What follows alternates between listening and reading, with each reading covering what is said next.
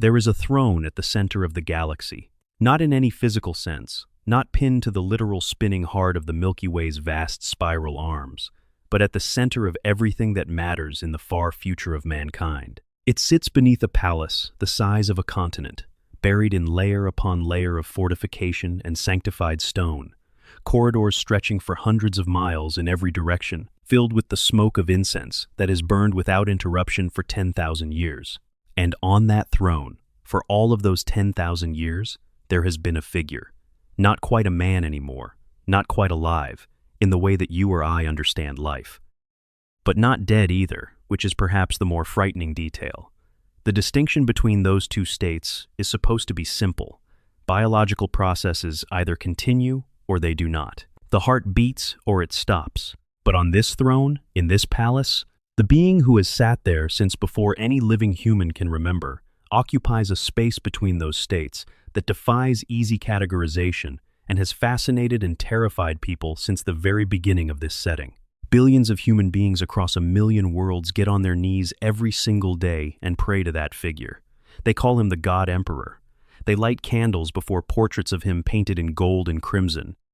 They build cathedrals that would dwarf mountains in his name, structures so vast that entire cities could shelter within their naves.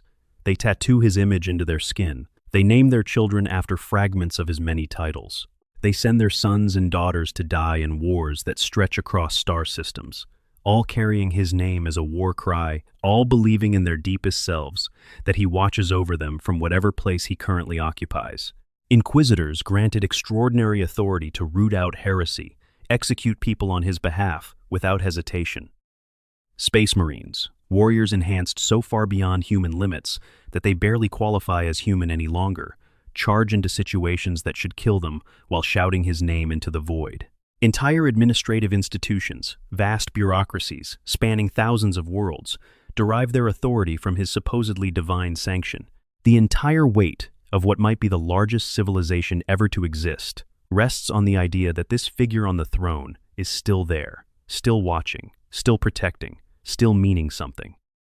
And somewhere in all of that extraordinary edifice of faith and institutional power and genuine devotion is a being who would have found the whole thing deeply, bitterly ironic. Because the Emperor of Mankind never wanted to be a god. He spent most of his impossibly long existence arguing precisely the opposite. He wanted humanity to grow up, to leave the candles and the prayers and the superstition behind, and face the cold, rational universe with clear eyes and steady hands. He wanted a future where the species he had guided and protected for tens of thousands of years would not need to kneel before anything.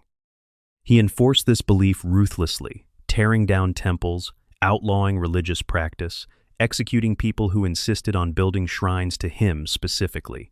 Instead, he ended up strapped to a machine that drinks approximately 1,000 souls every single day, just to keep his shattered body from finally crossing over into the kind of death that actually stays, while an interstellar empire worships him with a fervor that makes the most zealous historical crusaders look like mild enthusiasts. So what actually happened? How does the story of the most powerful human being who has ever lived, a being who spent tens of thousands of years quietly preparing humanity for a threat it could not even perceive, who then emerged and built an empire at scales that beggar imagination, end with him trapped in a decaying mechanical throne, neither breathing freely nor allowed to die, while the empire he built slowly spirals toward a darkness he spent his entire existence trying to prevent? That is what we are going to trace tonight, the whole thing. From the absolute beginning, from a time so remote that the stars themselves looked slightly different, and the map of human civilization had not yet been drawn, all the way through to the present darkness of the 41st millennium, where the question of what the Emperor is actually still doing is one of the most important and most genuinely uncertain questions in the entire setting. To understand what happened to the Emperor, you have to understand who he was before any of this started.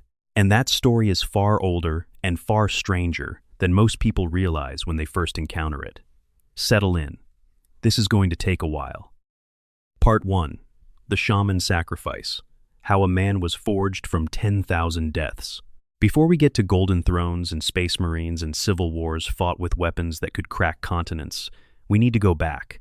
Properly back. Back past the Roman Empire, past ancient Egypt, past the first pyramids and the first writing systems and the first cities that human beings ever scratched into river deltas. Back to a time when our ancestors lived in small, scattered bands, following the migrations of animals across landscapes that would be unrecognizable today, when everything a person might ever know could be contained in the oral traditions of a small group of people they happened to be born among. It is in that world that the Emperor's story begins. Not with a birth announcement or a prophecy written in fire, but with a problem and a decision made in response to it. A collective decision, taken by a group of individuals who understood something about the universe that most of their contemporaries could not, and who chose to sacrifice everything they had in the hope that something necessary might be preserved. The first thing to understand is the warp. In Warhammer 40,000, the warp, also called the Imperium, is a dimension that coexists with and underlies physical reality. It is a realm of psychic energy, of pure thought and emotion given a kind of form, a dimension shaped by the collective inner lives of conscious beings throughout the galaxy. In the warp, emotion has physical weight. Strong feelings create literal currents and weather patterns. The fear and hope and love and hatred of billions of sentient beings, accumulated over eons, has formed the warp into something that is simultaneously a resource and an environment and a danger. A place where incredibly powerful things are possible and incredibly terrible things are equally possible, often simultaneously. The earliest human beings had a relationship with the warp that was fundamentally different from anything their descendants would experience. Small bands of proto-human ancestors, living close to the rhythms of the natural world, were in some sense more permeable to the warp. Their connection to the psychic dimension was more immediate, less filtered. Among any sizable group of them, there would sometimes appear individuals who were particularly attuned to this other realm, people who could sense things others could not, who had what later generations would call psychic ability, and who became the shamans, witch doctors, spirit talkers, and seers of their communities. These early psychers, the first human beings with any ability to consciously interact with the warp, had something precious. When they died, their souls did not simply dissolve into the psychic sea the way ordinary human souls did. They were coherent enough, practiced enough in the maintenance of their own psychic identity that they could cycle through death and rebirth while maintaining continuity of consciousness across multiple lives. They accumulated wisdom. They built understanding that no single human lifespan could contain. They were, in their own way, and to a degree that ordinary humans were not, effectively immortal. But then something changed. Something was being fed in the psychic dimension. As human populations grew, as the complexities and darkness of human nature found new expressions through civilization, every act of cruelty, every expression of excess and obsession and decay rippled outward from the people who generated it and into the warp, where it accumulated, accreted, and gradually gave shape to something that was being born from the collective worst of what humanity was capable of. The entities that would one day be fully realized as the Chaos Gods were in their embryonic stages, not yet the terrible vast intelligences they would eventually become, but growing, hungry, and paying particular attention to the shamans, because the shamans were the most concentrated and coherent sources of psychic energy available to devour. As these entities grew stronger, the shamans began to find that the passage through death that had once been navigable was becoming more dangerous. Something was waiting for them in the transit, something that was not going to simply let them pass through and return. Their souls, reaching the threshold of death, were being intercepted and consumed by entities that were the early forms of the same corruption and vast hunger that the warp was beginning to express. The shamans understood the implications with awful clarity. If they could not cycle through death, if each shaman's accumulated wisdom and psychic ability was simply devoured when they died, then the tradition would end. The thread of psychic stability and guidance they provided to early humanity would be cut. Without that guidance, without the protection that these sensitive individuals provided by virtue of simply existing and doing what they did, humanity would be left utterly vulnerable to the worst of what the warp was becoming. The Chaos Gods, fully formed in time, would find a human species with no one who could perceive them coming and no ability to resist what they represented. The shamans made a decision. They would die together. All at once, with deliberate intention, focusing their combined psychic will at the moment of death in a way that had never been attempted before. The idea was not simply to die and hope for the best. The idea was to die in a way that was, itself, an act of psychic creation. Each soul, as it entered the warp at the moment of death, would be added to a collective rather than facing the hungry entities waiting there individually. The combined mass of their fused consciousness, all those accumulated lifetimes of wisdom and psychic sensitivity, arriving simultaneously and with focused intent, rather than in the slow trickle of individual deaths that could be picked off one by one, would overwhelm what was waiting for them and forge something that no individual soul could create alone. It worked. Or something worked. The specifics of what happened when all those shaman souls arrived in the warp simultaneously and in unison are, appropriately, beyond simple description. What the lore tells us is that the result of their sacrifice was a new psychic entity, something that had not existed before, a fusion of thousands of accumulated lifetimes of experience and power and wisdom that was itself a kind of consciousness. And this entity did something remarkable. It did not stay in the warp. It found its way back to the material world. It found a body to be born into. The account most frequently referenced in the lore places this birth around the 8th millennium before the Common Era, somewhere in ancient Anatolia, in what is now modern Turkey. A woman gave birth to a child. The child was unusual from the beginning, in ways that probably could not be articulated clearly by the people around him. He simply seemed different, more aware, more present, watching the world with eyes that appeared to contain something very old looking out through them. His family were ordinary people, likely farmers or herders, doing the difficult, uncertain work of making a living in a world that had not yet developed many of the things we would consider basic features of civilization. They had no idea what they had brought into the universe. One early account says that even as a boy, the emperor used his psychic abilities to stop the heart of the uncle who had murdered his father. He did it calmly, without visible rage, in the way you might remove a splinter. He understood, already, that the world needed a certain kind of order, that cruelty and injustice were not simply unfortunate, but actively dangerous at the level he could perceive, and that he was in a position to do something about individual expressions of it, even if he could not yet address the systemic nature of the problem. He left his village. He went looking for civilization, for people who had gathered more knowledge and complexity than a small farming settlement could contain. And over the next tens of thousands of years, he walked through the entirety of human history, wearing masks. If you are finding this as fascinating as I am, drop a comment below right now. Tell me where in the world you are watching from and what time it is for you. I genuinely love seeing where this community is spread across the globe. And if this kind of deep lore breakdown is your thing, make sure you are subscribed so you do not miss what comes next. Now let us keep going, because we have a very long road ahead.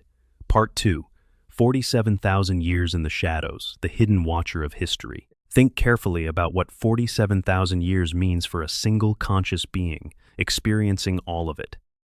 The entire span of what we call recorded history, everything from the first Sumerian city-states to the world you are living in right now, covers perhaps 5,000 years at the very outside. The Roman Empire, which feels enormously ancient and distant to most people, lasted perhaps 1,000 years in various forms. The entirety of what modern human civilization has created and destroyed and created again fits inside a window that represents roughly 10% of the time the emperor spent in his anonymous phase. He lived through the Bronze Age and watched it collapse into the catastrophic chaos of the late second millennium BCE, when entire civilizations vanished almost simultaneously in ways historians still argue about. He lived through the Iron Age. He was present, somewhere in the background, when the great classical civilizations rose and fell in turn. When Christianity spread across the Western world, and when Islam emerged and spread across the East, he was watching. He observed the development of the scientific method, the first hesitant steps toward a rational understanding of the physical universe. He watched the Industrial Revolution transform the relationship between human beings and the world they inhabited. He saw the first aircraft, the first nuclear weapons, the first satellites reaching beyond the atmosphere. He watched all of it as a man who knew it was merely the early stages of something much, much larger, and who understood that interfering too directly would undermine the organic development that was necessary for humanity to be genuinely capable rather than merely guided. Throughout this time, the Emperor maintained a practice of operating anonymously and carefully, never revealing what he actually was, always functioning through the guise of a normal human being who happened to be exceptionally capable. He would appear in a civilization as a philosopher, a general, a scientist, an advisor to powerful people. He would spend decades or even centuries in that role, nudging events in directions his long-term calculations suggested were optimal, before that identity aged to the point where its continued existence would raise questions. Then he would slip away and resurface elsewhere with a new face and a new name.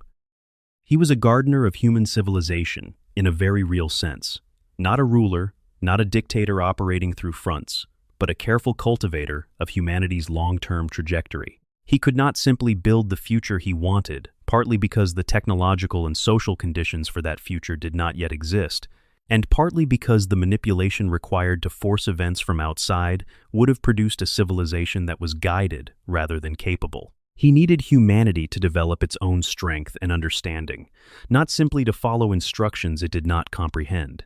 He was also, throughout this period, fighting a different kind of battle. The warp does not exist as a passive backdrop in this setting. Its entities are active.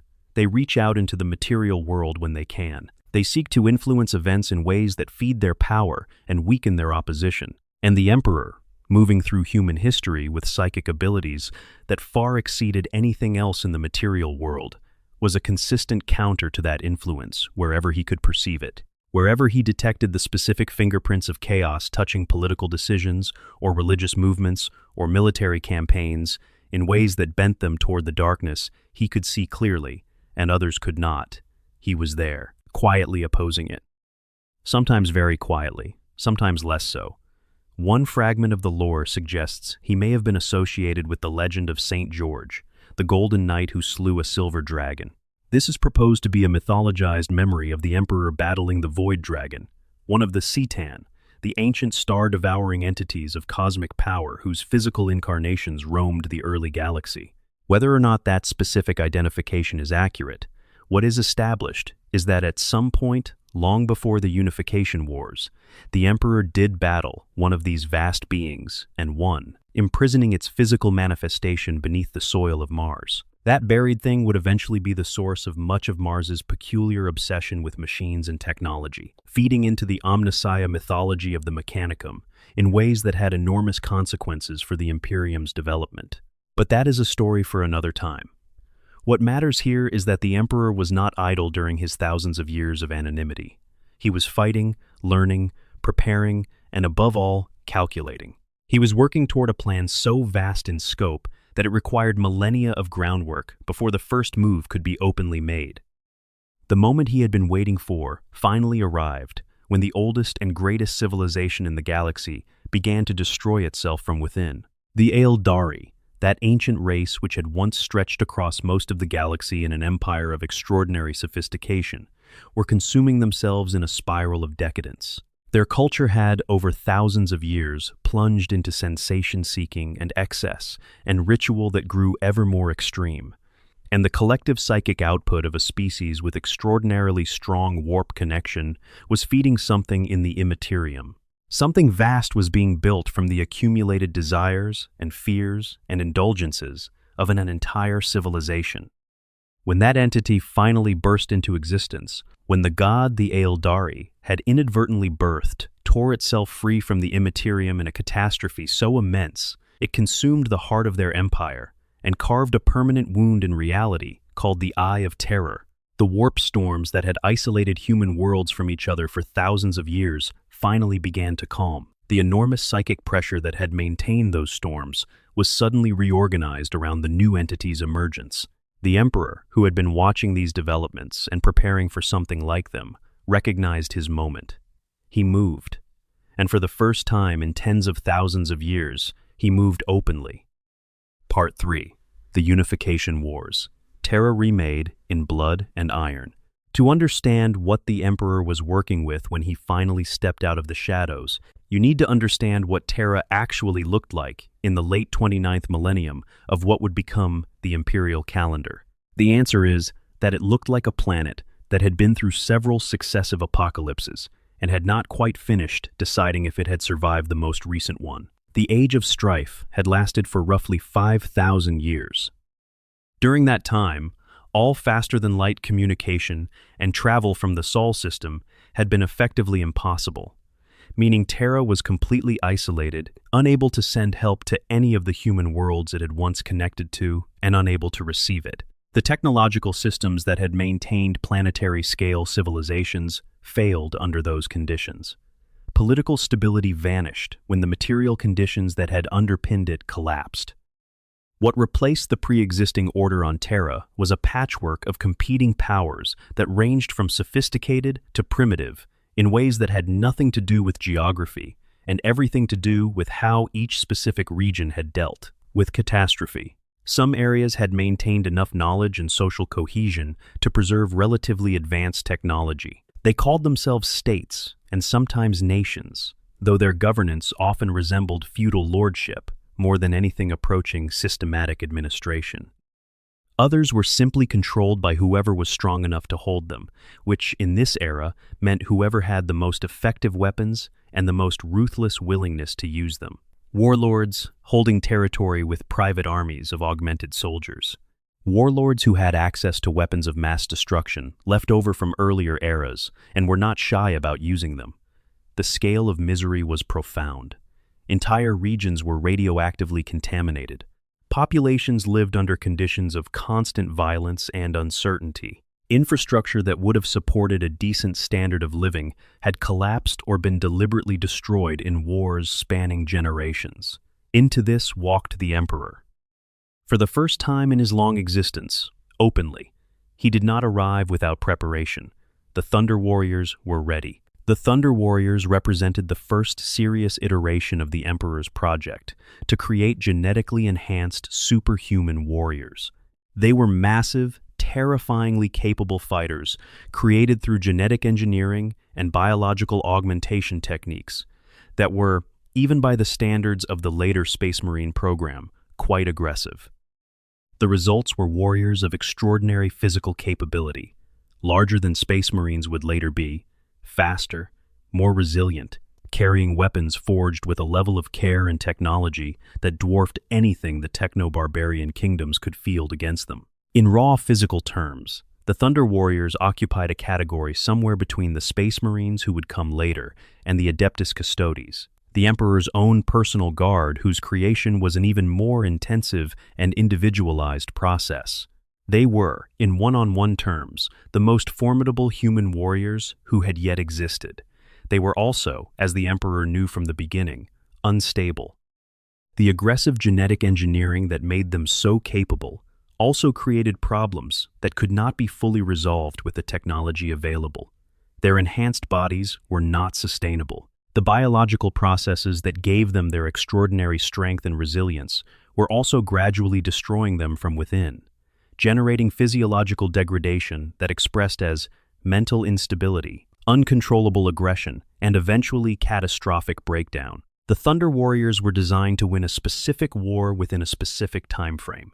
They were never meant to be the permanent foundation of anything. The Emperor built them knowing what they were, and knowing, in the cold, instrumental way that characterized so many of his decisions, what he would eventually have to do once their purpose was served. The unification wars were not swift or clean. They stretched across decades and involved the full spectrum of what happens when a new power moves through a landscape of entrenched resistance. Some of the most powerful techno-barbarian states fell relatively quickly when their rulers calculated that fighting was hopeless and submitted on terms that preserved at least some of their dignity and position in the emerging new order. The Achaemenid Empire, recognizing the emperor early and pledging allegiance before serious military conflict began, was treated with relative generosity, and its population, with their relatively uncontaminated gene stock, would later provide significant recruits for the nascent Space Marine legions. Others had to be broken completely. The Pan-Pacific Empire under Tyrant Narthan Dumay was one of the most substantial military powers on Terra, and its subjugation required the full force of everything the Emperor could bring to bear over years of grinding campaign. Doom was captured alive and executed. The message was clear. Leaders of states that fought to the absolute last did not receive the clemency that early allies did. The Malcador Confederacy, a Nordic-based power that had descended deep into chaos worship, cannibalistic human sacrifice, and genetic experiments that violated every standard the emperor intended to establish, was simply eliminated. Not merely defeated and reorganized under imperial authority, but destroyed entirely, its population killed, and its territory incorporated into the new order, as if the Confederacy had never existed. The emperor's tolerance for chaos corruption was exactly zero in every era of his existence. Then there was Albia, and it represents perhaps the most revealing episode of the Unification Wars from the perspective of understanding who the emperor actually was at his best. The Albians had their own tradition of augmented warriors, soldiers in steam-belching proto-dreadnoughts and armored Ironside suits, who fought with a ferocity that held the Thunder Warriors to a standstill across multiple campaigns. The emperor could have continued the military approach and eventually ground them down through attrition. He chose differently. He called a ceasefire. He dressed simply, left his weapons behind, and walked into the presence of the Albion clan lords. Not as a conqueror demanding submission, but as a person who had something to say and wanted to say it directly. He talked to them about what he was actually trying to do, not about the glory of an Imperium or the inevitability of his victory, but about humanity, about what was waiting out in the galaxy, what had already happened to the human worlds isolated from Terra during the Age of Strife, what was coming that would require every human being to be part of something larger than any single nation or warrior tradition could provide, about what the alternative to unification actually looked like. A fractured species unable to defend itself against threats it could not yet comprehend. The Albion clan lords, warrior culture or not, listened. They saw something different from previous tyrants in the being who addressed them. They accepted his terms. They became among the most committed supporters of the unification in the years that followed. This capacity to shift from overwhelming military force to genuine persuasion, to build coalition rather than simply subjugate, shaped the character of the early Imperium in ways that lasted long after the emperor himself withdrew from daily governance. As the wars progressed, and region after region of Terra was brought under imperial authority, the emperor was already working on the next stage. His negotiations with the Mechanicum of Mars produced a foundational alliance that would define the Imperium's relationship with technology for the next 10,000 years. The Mechanicum held the remnants of humanity's pre-strife scientific and technical knowledge, preserved in their elaborate and deeply religious technical tradition. They could build ships, weapons, and infrastructure at scales that nothing else available to the Emperor could match. The price was their autonomy. The Mechanicum would serve the Imperium in material terms, providing the capacity for the Great Crusade and everything that followed, and in return they would maintain their own internal governance and their own religious traditions centered on the worship of the Omnissiah, whom they identified with the Emperor himself, in a way he found uncomfortable but was willing to accommodate, because the practical alternative was trying to build an interstellar empire without the ability to actually construct it at the necessary scale. He was nothing if not pragmatic, and in his deepest laboratories, the Primarchs were being created. 20 genetic templates, each crafted from the Emperor's own DNA, but differentiated and enhanced in ways that would produce beings capable of leading an empire rather than simply fighting in one. The Primarchs were not designed to be soldiers in the way the Space Marines would be. They were designed to be everything an empire needs at its highest levels. Military commanders of absolute excellence, certainly, but also administrators, diplomats, living inspirations, embodiments of specific principles and approaches that the Emperor judged necessary in different contexts and against different challenges. Each one represented a different facet of what he believed was required in a leader, grown from his own genetic foundation, but shaped by specific engineered variations that made each one uniquely suited to a particular role. The Chaos Gods, aware that these beings were being created and calculating correctly, that they represented a significant long-term threat to their ambitions, struck at the Primarch laboratory while the infants were still developing. The gene vaults were broken into and the Primarch pods were scattered through the warp, each coming to rest on a different human world spread across the galaxy. The Emperor adapted. He still had the genetic material.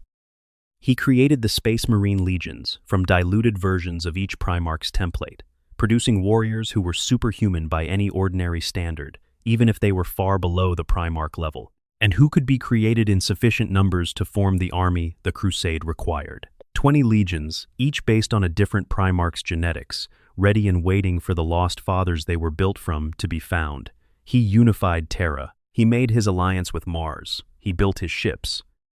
And then he pointed everything outward, toward the stars, toward the galaxy full of lost human worlds and scattered Primarchs, and the enemies of humanity that had been running unchecked during the long darkness of the Age of Strife. The Great Crusade began. Part 4. The Great Crusade, the dream that almost worked. 200 years. The Great Crusade lasted for 200 years, and in that time it remade the galaxy's human population in ways that are genuinely difficult to fully appreciate from outside.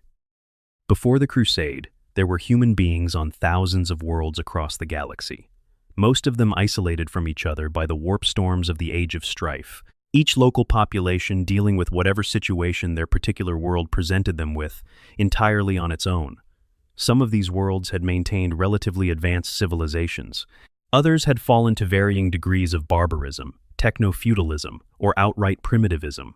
Some had been conquered by alien species in the long years when there was no imperial power to oppose such conquests. Others had developed in directions that made them scarcely recognizable as human in culture, even when the biology remained largely intact. The Crusade found all of them. Thousands of Space Marine legions, supported by vast fleets and armies of unaugmented soldiers, spread across the galaxy in successive waves, making contact with isolated human worlds, and either incorporating them peacefully into the Imperium, or fighting when they refused, or in many cases, fighting off the alien powers that had taken their worlds, and giving those worlds back to the people they had been stolen from. The Emperor commanded this enterprise directly for the first century or so. He was there, in the thick of it, his personal flagship moving from front to front, his presence on a battlefield, representing something that went beyond military force into the realm of psychic authority, so profound that entire enemy forces sometimes simply broke before he engaged them in earnest. There are accounts of the Emperor in battle during this period that describe things which, even accounting for inevitable mythologizing in the retelling, suggest a being operating at a level that defied ordinary description. He was also, during this period, recovering his sons. The Primarchs were found one by one, their locations often discovered by the Space Marine legions that shared their genetic heritage, and sometimes by the Emperor personally. Each reunion was its own story, and the full accounting of all 20 of them would fill volumes. But a few are worth dwelling on because they illuminate something essential about the Emperor as a father and a leader. Angron of the World Eaters was perhaps the most tragic reunion in the entire history of the Great Crusade. He had been enslaved on his homeworld of Nuceria, forced to fight as a gladiator in arenas of brutal blood sport, with neurological implants, the so-called butcher's nails, driven directly into his brain to amplify his aggression and strip away his capacity for anything that was not violence. He had found a family of sorts among the other enslaved gladiators. They were his brothers and sisters in suffering. They were the only people who had ever treated him as something other than property. When Imperial forces located Angron, he was leading a last stand with those companions against the forces of Nuceria that had enslaved him. The stand was hopeless. The odds were impossible. But Angron was not going to leave them. The Emperor could have reinforced Angron's position. The Space Marines he brought were certainly capable of fighting alongside the gladiators and potentially turning the odds.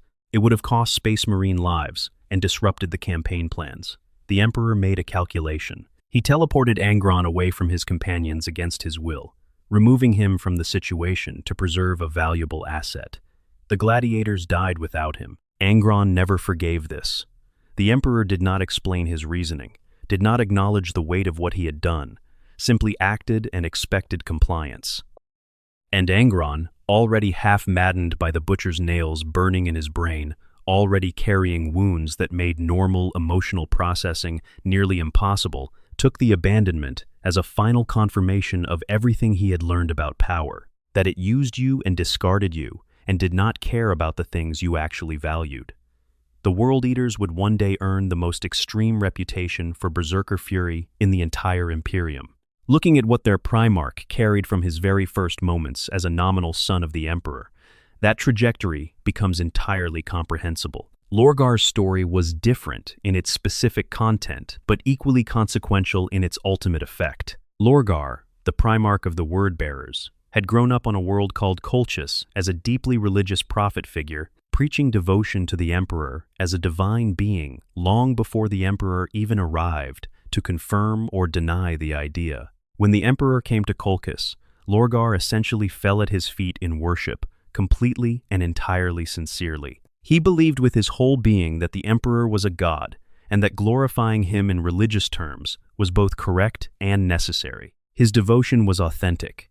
It was also a problem. The Emperor was explicit about not wanting worship. He did not want temples or prayers or any apparatus of religious devotion directed at him. He wanted efficient military compliance, the spreading of his secular vision of humanity, and no distractions. Lorgar complied in the technical sense, but could not stop experiencing what he experienced. He channeled his devotion into building elaborate cities on the worlds his legion brought to compliance, writing extensively about the divine nature he believed he saw in everything the Emperor did, and erecting monuments to Imperial glory. Then came the day the Emperor decided that the lesson needed to be delivered loudly enough to be heard properly. He brought the entire Word-Bearers Legion to the most perfect city they had ever built, a monument called Monarchia on a world called Kur. And he had it destroyed, completely while the Word-Bearers watched. Then Malcador the Sigillite delivered the verdict that the Emperor apparently did not judge it necessary to deliver personally. The Word-Bearers were the worst of the legions, a failure and a disappointment. Their slow progress, because of their constant devotional activities, had made them an embarrassment. The Word-Bearers were made to kneel in the ash of what they had built. Lorgar stood up from that ash as a fundamentally different person. His love for his father had been absolute and total and sincere, and it had been received not merely as unwanted, but as a fundamental problem requiring correction through public humiliation on the grandest possible scale. The theology that had sustained him was being rejected by its own subject, and in the void that opened up where his certainty had been, something was already waiting to fill it. The Chaos Gods had been watching Lorgar for years. A being of such extraordinary religious devotion, whose entire psychological architecture was organized around the need to serve and worship a divine power, was exactly the kind of person they could work with if only the wrong god could be removed from the center of his universe and replaced with four beings who were rather more receptive to that kind of attention. Lorgar, his first captain Cor Pharaon, and the young first chaplain Erebus found their way to chaos worship through careful cultivation. By the time the Word-Bearers resumed their place in the crusade, they were entirely converted, every one of them devoted servants of the ruinous powers, and they were planting the seeds of warrior lodges through multiple legions, spreading the infrastructure of betrayal while continuing to serve the Emperor in public, building towards something that would take years more to fully ripen. Meanwhile, the Emperor was making a decision that would make the timing of all of this particularly catastrophic. After the Ullanor Crusade, a massive campaign against an enormous Orc empire that represented one of the greatest military victories of the entire Great Crusade, the Emperor did something that would puzzle and hurt his sons for years. He named Horus as War Master, giving him full command of the ongoing crusade. And then he went back to Terra without explanation. He did not tell Horus why. He did not tell any of the Primarchs. He established the Council of Terra, a new administrative body composed of civilian officials rather than the Primarchs, to govern the Imperium's rear areas while the crusade proceeded. And then he disappeared into his laboratory beneath the Imperial Palace and began the most ambitious project of his entire existence. Horus felt this absence personally, in the specific and painful way that someone who has always been genuinely close to another person feels it when that closeness is suddenly withdrawn without explanation. He interpreted his father's silence as a statement about trust. He concluded that perhaps the Emperor did not actually confide in him as fully as he had believed. The Council of Terra felt like being told that military command was his responsibility, but that actual political authority over the civilization they were building was being deliberately withheld from the Primarchs in general, and from him specifically. He was not entirely wrong about what he was feeling. He was profoundly wrong about what it meant. Part 5. The Webway Project and the Mistake That Changed Everything. The Emperor was not withdrawing from the crusade because he was done with it. He was not diminishing the Primarchs by establishing a civilian administration while they were away fighting. He was making the kind of calculation he had always made, identifying where his specific and irreplaceable capabilities needed to be deployed, and going there, regardless of the relational cost. Buried deep under the Asian desert, in the subterranean levels that would later become part of the Imperial Palace complex, Imperial archaeologists and tech priests, working under the Emperor's direction, had uncovered an artifact of the Dark Age of technology that defied easy categorization. It was massive, complex, built from materials and incorporating technologies that the Mechanicum of Mars, for all their preserved knowledge, could not fully account for. It was clearly designed to serve some psychic function, built around the principle of psychic amplification and control, but scaled up to a degree that suggested purposes far beyond ordinary applications. The Emperor studied it for years before he fully understood what it was designed to do. It was a door into the Webway. The Webway was the great achievement of the ancient Eldari civilization, a network of tunnels through a dimension adjacent to both real space and the warp.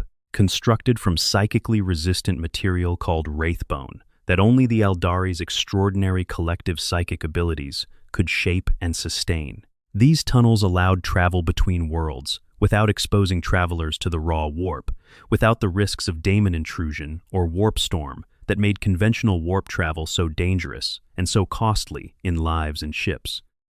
The Eldari had built their empire on this technology.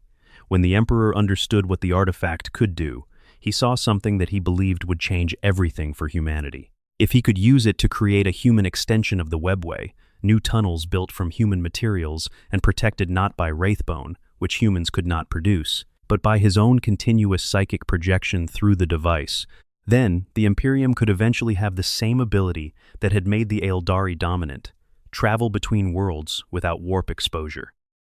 Communication between systems without depending on astropaths, whose abilities were unreliable and whose lives were burned short by the demands placed on them. A human civilization integrated in ways that were simply impossible through conventional warp travel. More than that, the Webway Project would effectively insulate humanity from the warp entirely over time, making the Chaos God's primary avenue of attack on the human species essentially irrelevant. A humanity that did not need to enter the warp to travel between stars was a humanity vastly more insulated from the worst of what chaos could do to it. This was why the Emperor went back to Terra. The project required his constant personal presence, his continuous psychic output projected through the device, holding the newly constructed human passages open against the warp entities that would otherwise flood through them the moment they were unguarded. The original Webway had been built from psychically resistant material. The human-built sections were not, which meant they needed to be continuously maintained by the Emperor's personal psychic protection as a substitute for the material properties they lacked. He sat on the device, which he modified for this purpose, and which would come to be called the Golden Throne, and he began his work. He kept it secret because the Chaos Gods, who had every reason to prevent a human Webway from ever being completed, would throw everything they had at disrupting it the moment they knew what he was building. Even well-meaning actors, like some of the Primarchs, might have done more harm than good if they tried to help without understanding what they were dealing with. So he worked in secret, and for years the project progressed. Then Magnus the Red destroyed it in a single moment. Magnus was the Primarch of the Thousand Suns, the second most powerful psyker in the galaxy after the Emperor himself. He was a scholar and researcher of extraordinary capability, whose entire existence orbited around understanding and using psychic power as explicitly and extensively as possible. He had built one of the greatest libraries in the galaxy on his homeworld of Prospero. He had been told explicitly at the Council of Nicaea not to use sorcery, not to make bargains with warp entities to enhance his powers, because the Emperor understood better than Magnus what the long-term consequences of those bargains were. Magnus disagreed with this assessment. He believed he was capable of using these powers without being used by them. He believed his understanding of the warp was deep enough that the dangers the Emperor feared did not apply to him in the same way. He was in the specific failure mode that afflicts intelligent people who are overconfident in their own understanding, profoundly wrong. While meditating in his great library on Prospero, Magnus had a vision. He perceived, through his extraordinary psychic sensitivity, something approximating the shape of what was coming. The broad outline of the Horus heresy, the betrayal, the civil war, the catastrophic damage to the Imperium. He saw that Horus was already corrupted, or in the process of being corrupted. He saw that the Emperor was in danger. He decided to warn the Emperor directly. The fastest way to do this was to use his most powerful sorceress abilities to project his consciousness across the galaxy and deliver the warning personally. What Magnus did not know, because the Emperor had not told him or anyone else, was that the psychic barriers around the Golden Throne's webway portal were maintained by a psychic equilibrium of extreme precision and delicacy. The Emperor's constant projection held those barriers in place against the continuous pressure of warp entities trying to get through. Any significant outside psychic interference would disrupt that equilibrium, the way a stone thrown into a reflecting pool disrupts the entire surface.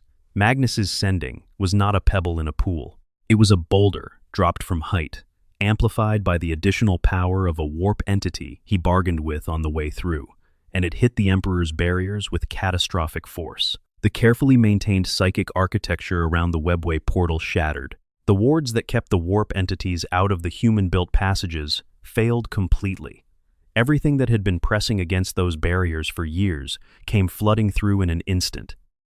Thousands of tech priests working in the webway passages died in seconds, consumed by the warp entities that poured through the breach. The human-built sections of the webway, unprotected now by the Emperor's projection which had been disrupted along with everything else, collapsed or were overrun. The Emperor himself, feeling the structure fail, threw his full psychic output into emergency containment, fighting to hold a seal over the breach and prevent the warp from cutting a direct path through to the Imperial Palace and then to Terra itself. The Webway project was destroyed.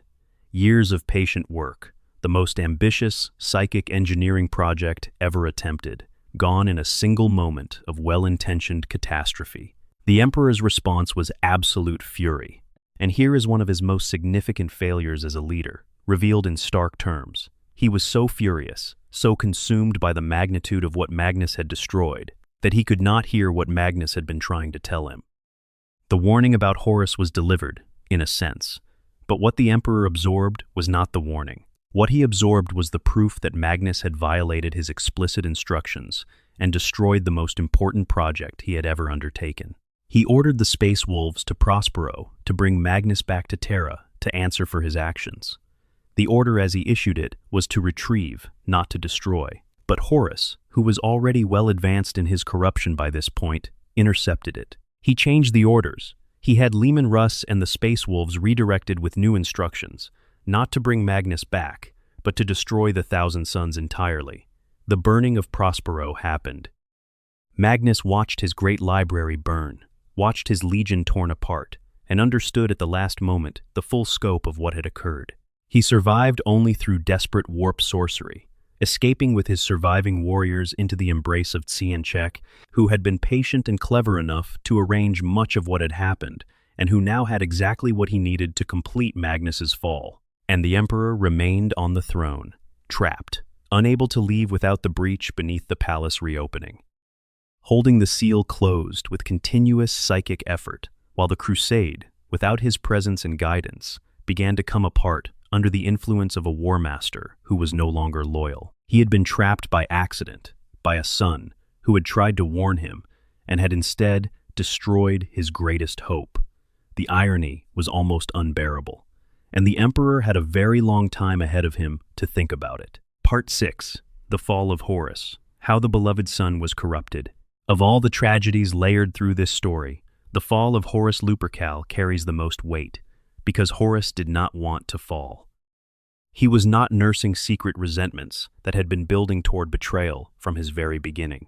At the moment before his corruption began in earnest, he was still the man the Emperor had named his most trusted son, still the war master whose capability and loyalty had never been in serious question. What happened to him was a masterpiece of manipulation, executed by beings with effectively unlimited time and experience, at exactly this kind of work, targeting vulnerabilities in a man who was not weak, but whose very strengths contained the seeds of what would undo him.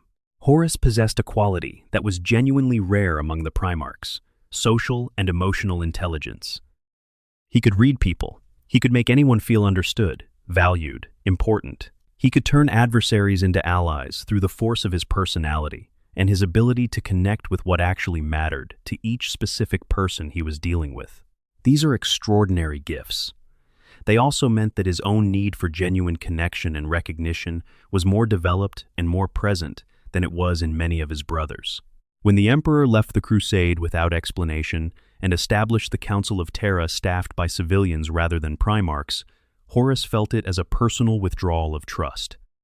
He took it as evidence that his father did not confide in him as completely as he had believed, that the intimacy between them had been somewhat illusory. He was not entirely wrong about what he was feeling. He was profoundly wrong about what it meant. The Chaos Gods, who could perceive emotional currents in the warp with sensitivity that no individual consciousness could match, recognized exactly what was happening and had been building toward this for years through the Word-bearers and through Erebus specifically. The mechanism was elegantly cruel. Erebus obtained a weapon, a blade called the Kinnebrock Anathame, dedicated to Nurgle, stolen from a peaceful human civilization that the Imperium had made violent first contact with. He gave this weapon to Eugen Temba, a general Horus had trusted and assigned to govern the world of Davin 60 years earlier. Temba had since been corrupted by Nurgle's influence entirely, his body bloated and rotted, his garrison turned into the walking dead. When Horus returned to Davin on Erebus's advice to deal with Temba's reported rebellion, he fought the corrupted former governor personally aboard the wreck of a grounded ship on Davin's moon. He killed Temba, but took a wound from the anathame in the process. The blade's corruption resisted every healing technique the apothecaries of the Lunawolves possessed. Horus was dying, and dying fast. Erebus stepped in with a suggestion. There was a healing lodge on Davin's surface, he said. The Temple of the Serpent Lodge. The shamans there could do what Imperial medicine could not. The desperate sons of Horus, watching their beloved Primarch fail, agreed. They brought Horus to the temple. What happened inside was not healing. The Davinite priests and Erebus, all of them servants of chaos, performed rituals that drew Horus's soul into a vision space, constructed and controlled within the warp. There, Erebus appeared wearing the face of a close friend of Horus who had died years earlier, someone whose face represented love and trust and safe harbor. And in this vulnerable state, fevered and dying, and confronted by a beloved face, Horus was shown visions. The visions were precisely designed to exploit every wound that was already real. They showed a future in which the Emperor ascended to godhood, while the Primarchs, who had actually fought to create that future, were forgotten. They showed Horus specifically reduced to obscurity, while his father's glory consumed everything. They presented the Emperor's withdrawal to Terra not as a secret crucial project, but as the beginning of a planned abandonment. Magnus the Red was present in this psychic space, fighting to counter Erebus's lies. But Horus was already too compromised, already too receptive to the emotional content of what he was being shown, because it mapped precisely onto wounds that were genuinely real. The fear of being used and discarded, the resentment of unexplained absence, the sense of not being fully trusted. The Chaos Gods had built their lies on real foundations, and the lies found purchase. Horus woke from the temple apparently healed. His legion celebrated. The thing looking through Horus Lupercal's eyes was not entirely Horus Lupercal anymore. The corruption grew over months and years. He began making careful contact with other Primarchs he knew were disaffected. Angron needed almost no persuasion. Mortarion had his own grievances. Fulgrim was already drifting under the influence of a corrupted artifact his legion had recovered.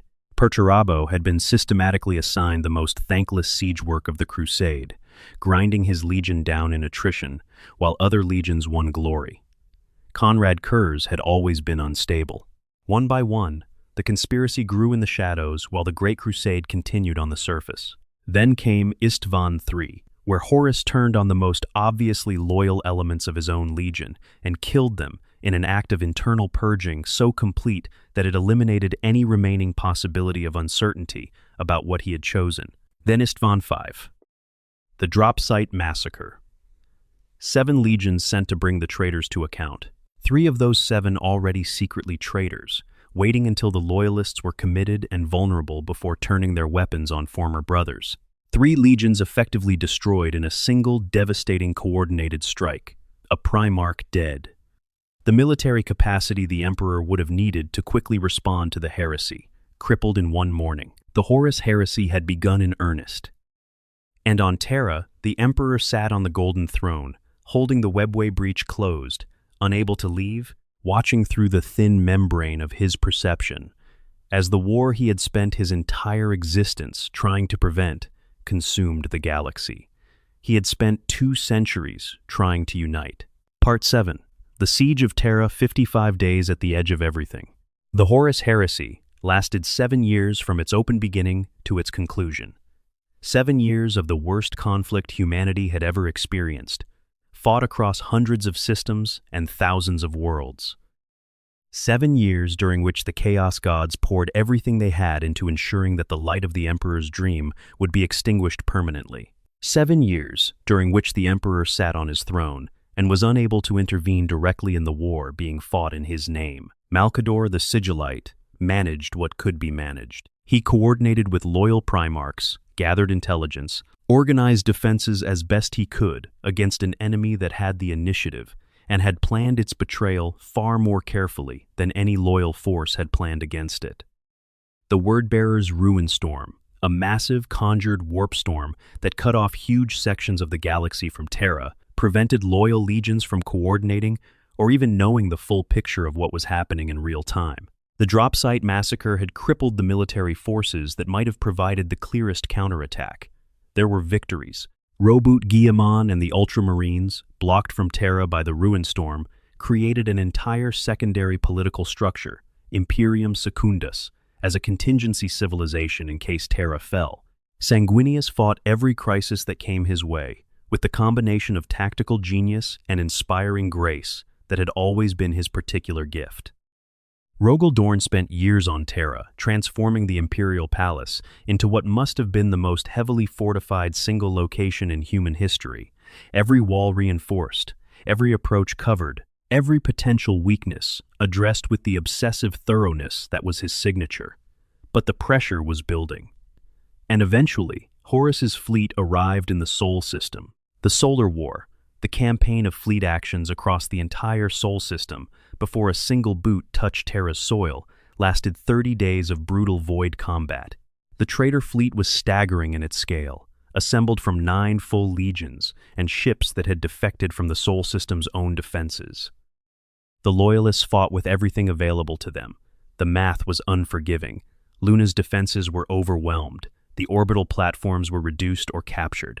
The defending fleet was driven back. Then the bombardment of Terra began. Orbital bombardment by dozens of warships, the Earth shaking in continuous waves, void shields flickering under the strain of sustained punishment. Rogal Dorn had built well. The Aegis, the multi-layered void shield system protecting the palace, held. The outer defenses held longer than they had any logical right to, but the energy it cost to hold was enormous and unrelenting. The ground assault came in waves that left no distinction between day and night over the palace fortifications. Traitor Space Marines, whole legions of them, the finest warriors humanity had ever produced, now fighting against former brothers. Chaos-corrupted Imperial army troops, in numbers that represented years of recruitment and corruption. Daemons given physical form by the strength of warp energy bleeding through into the material world at the sites of the heaviest fighting. War machines that had been to the eye of terror and come back changed, carrying the corruption of the warp in their metal chassis. The defenders fought with everything they had. The Imperial fists held with the immovable stubbornness that was the hallmark of Rogal Dorn's legion. The Blood Angels bled and died in the defense of walls that were Sanguinius's personal responsibility. The White Scars used their speed to appear at points of crisis faster than any attacking force could anticipate. The Custodes held the innermost sanctums with the absolute priority of warriors who had been bred and trained for this single specific purpose across their entire existence. But the pressure was relentless, and eventually, the Eternity Wall and Lionsgate spaceports fell. The assault that took them was led personally by Angron, who had by this point been fully transformed into a daemon prince of Khorne. He descended from above, dropped directly into the fighting, a figure of such terrifying violence that his mere presence destabilized the defensive line around him in ways that went beyond ordinary military disruption. He was not simply powerful. He was the blood god's fury given physical form, and the things he did to the defenders who stood in his path were not simply deaths, but acts of sacred violence, for a power that fed on exactly that. The fall of the spaceports gave Horus the landing fields he needed to deploy his heaviest assets. Titans began walking on Terra's soil. The inner fortifications were now within range of everything he had held in reserve. It was at this point that Horus made his decisive move. Loyal legions were converging on Terra, the Space Wolves were coming, the Dark Angels were coming. Roboute Guilliman's Ultramarines, the largest loyal force in the galaxy, were racing to arrive. If they reached Terra before he could finish this, the numerical advantage that had sustained his campaign would erode to the point where the outcome became genuinely uncertain. He needed to force a resolution before reinforcements shifted the balance. He lowered the void shields on his flagship, the Vengeful Spirit. It was a challenge, a deliberate invitation, a statement that he had complete confidence in his ability to destroy the Emperor in direct confrontation, and preferred the clarity of that confrontation to continuing the siege while time worked against him. The Emperor saw the lowered shields and understood what they meant. He had Malcador take the throne. He assembled a strike force, himself, Rogel Dorn, Sanguinius, companies of Terminators, from the Imperial Fists and Blood Angels, the elite of the Custodes.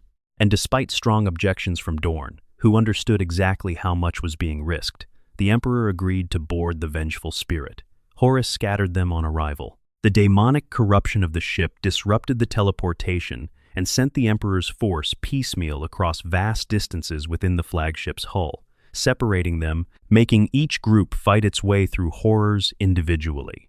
Things lived in the corridors of the Vengeful Spirit that had no business existing in the material universe. Sanguinius reached Horus first. These had been beings who knew each other for 2 centuries, brothers in every meaningful sense. Sanguinius, who had foreseen his own death in visions that had haunted him for years, walked into the presence of the brother who had been his friend and fellow leader, and offered one final chance. Even now, even after everything, turn back. There is still something here worth saving. Horus killed him. With effort, because Sanguinius was no ordinary opponent, even by Primarch standards, and came closer to succeeding than any account fully captures. But the War Master, empowered by all 4 Chaos Gods, was too far beyond what his brother could overcome. The most beloved of the Emperor's sons died on the floor of a traitor's throne room, and the psychic shockwave of his death passed through his legion like a blade through flesh, seeding in their gene inheritance the wound that would be called the Black Rage for the next 10,000 years. The Emperor found Horus standing over the body of Sanguinius, and looked upon what his son had become. Part 8. The final duel, father against son at the edge of history. The specific details of what happened in those final moments have been told and retold across decades of this setting's history, and different accounts emphasize different aspects. But certain threads run consistently through all of them. The Emperor hesitated. Even then, even looking at the body of Sanguinius, and looking at the thing that wore his most beloved son's face, he did not immediately commit everything he had to ending it. There was a moment, possibly many moments, where the father looked for the son, and the son was not entirely absent. Not yet. Horus was not completely gone. There was still something recognizable in the thing that remained, twisted and buried under the weight of 4 Chaos Gods' investment. But there, that recognition was devastating. The Emperor was the most powerful psychic entity in the material universe. His ability to simply destroy Horus had never been in question. The question had always been whether he could bring himself to do it, whether the love he carried for this specific being, the love that had been genuine and in some sense remained genuine even at the last, would allow him to treat that being as simply an obstacle to be removed. Horus understood this. He used it. He attacked with the full force of what he had become. This was not simply a Primarch who had gone bad. This was a vessel through which all 4 Chaos Gods were channeling their power. In his soul, in the space between his words and his blows, 4 voices of cosmic evil spoke simultaneously. He was the War Master still, the tactical genius, the warrior whose capabilities had been supreme even before chaos augmented them. But now, he was also something far beyond human, empowered in ways that stretched the meaning of the word power itself. The battle was conducted simultaneously on physical and psychic levels, a conflict that rippled through the nearby warp with enough force to be felt by psychically sensitive individuals across a significant portion of the galaxy. The Emperor fought back with everything he had, but the holding back, the inability to fully commit to killing someone he still loved, cost him. Each moment of hesitation gave Horus an opening. Each instant where some part of the Emperor searched for the sun, rather than simply striking at the enemy, was an instant where the enemy was striking at him without reservation.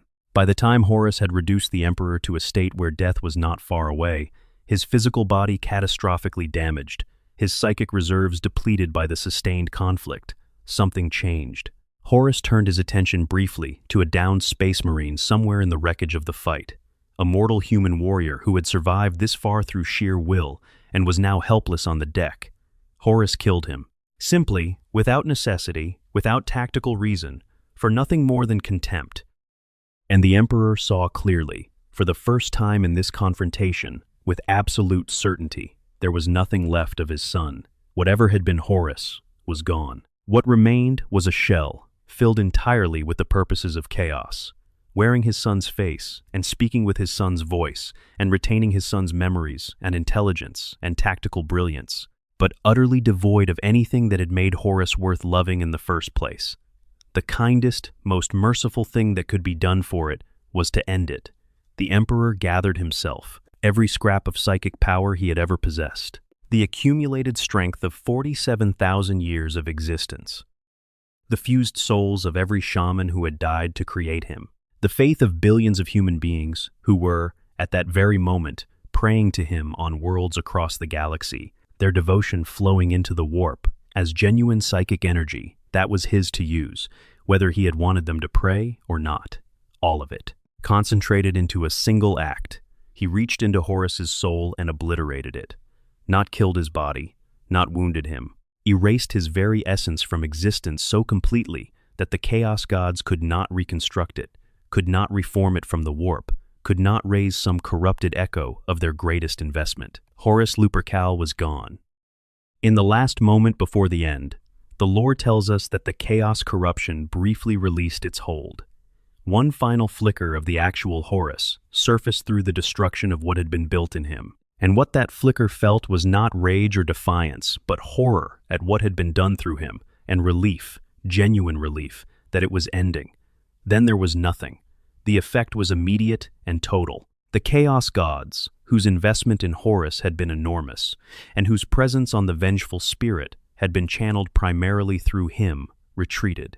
The demonic hosts across Terra felt the withdrawal. The traitor Primarchs, suddenly, without their organizing center, found themselves leading armies that had lost the focused direction that had made them so dangerous. The siege that had seemed so close to successful conclusion collapsed. On Terra's surface, the Blood Angels felt Sanguinius's death in their blood and broke into the first expression of the Black Rage. Traitor forces that had been advancing found themselves facing warriors who had stopped caring about survival in any conventional sense, driven by something that was not exactly grief and not exactly rage, but partook of both in their most extreme and uncontrollable forms. Rogel Dorn found the Emperor on the vengeful spirit, found what remained of him.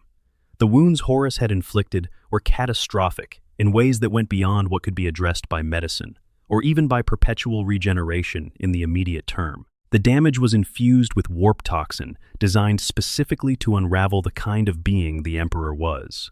He was alive. He was conscious. He had just enough remaining capacity to make it clear what he needed. He needed to be taken to the Golden Throne immediately. Malcador had been on the throne in his absence, holding the webway breach seal through sheer will. This had cost him everything. He was already dying, and the final transfer of the throne's requirements, from his failing capacity back to the Emperor, finished what his self-sacrifice had begun. The last act of the man who had served the Emperor longer than anyone else was to hold the barrier one more minute, long enough for the damaged Emperor to be connected back to the machine that would sustain him. Malcador gave his life. Literally. His physical body was reduced to ash by the effort. The Emperor was placed on the throne, the life support systems engaged. The arcane mechanisms of a device built in the dark age of technology began their work of sustaining what remained of the Emperor's physical form. He spoke his last words to those gathered around him. The specific content is not recorded in any accessible account, but it is described as instructions for the continuation of what he had been trying to build. Then, he extended his consciousness into the machinery of the throne and began the work that he has been doing ever since. He has not spoken since. He has not moved. He has not communicated in any direct or verifiable way. The most important being in human history has been sitting in the same chair for more than 10,000 years. Part 9. The Golden Throne, the terrible machine that holds everything together. More than 10,000 years have passed since the day Rogel Dorn carried what remained of his father back from the vengeful spirit and supervised the installation of the Emperor on the machine that would keep him from dying. In the context of human civilization as we know it, 10,000 years is its entirety, from the first Sumerian cities to the present day. Every empire, every discovery, every war, every generation of human beings who has ever lived and died within the span of what we call recorded history. In the context of the Emperor's own existence, it is the longest single continuous period he has spent in one place without moving.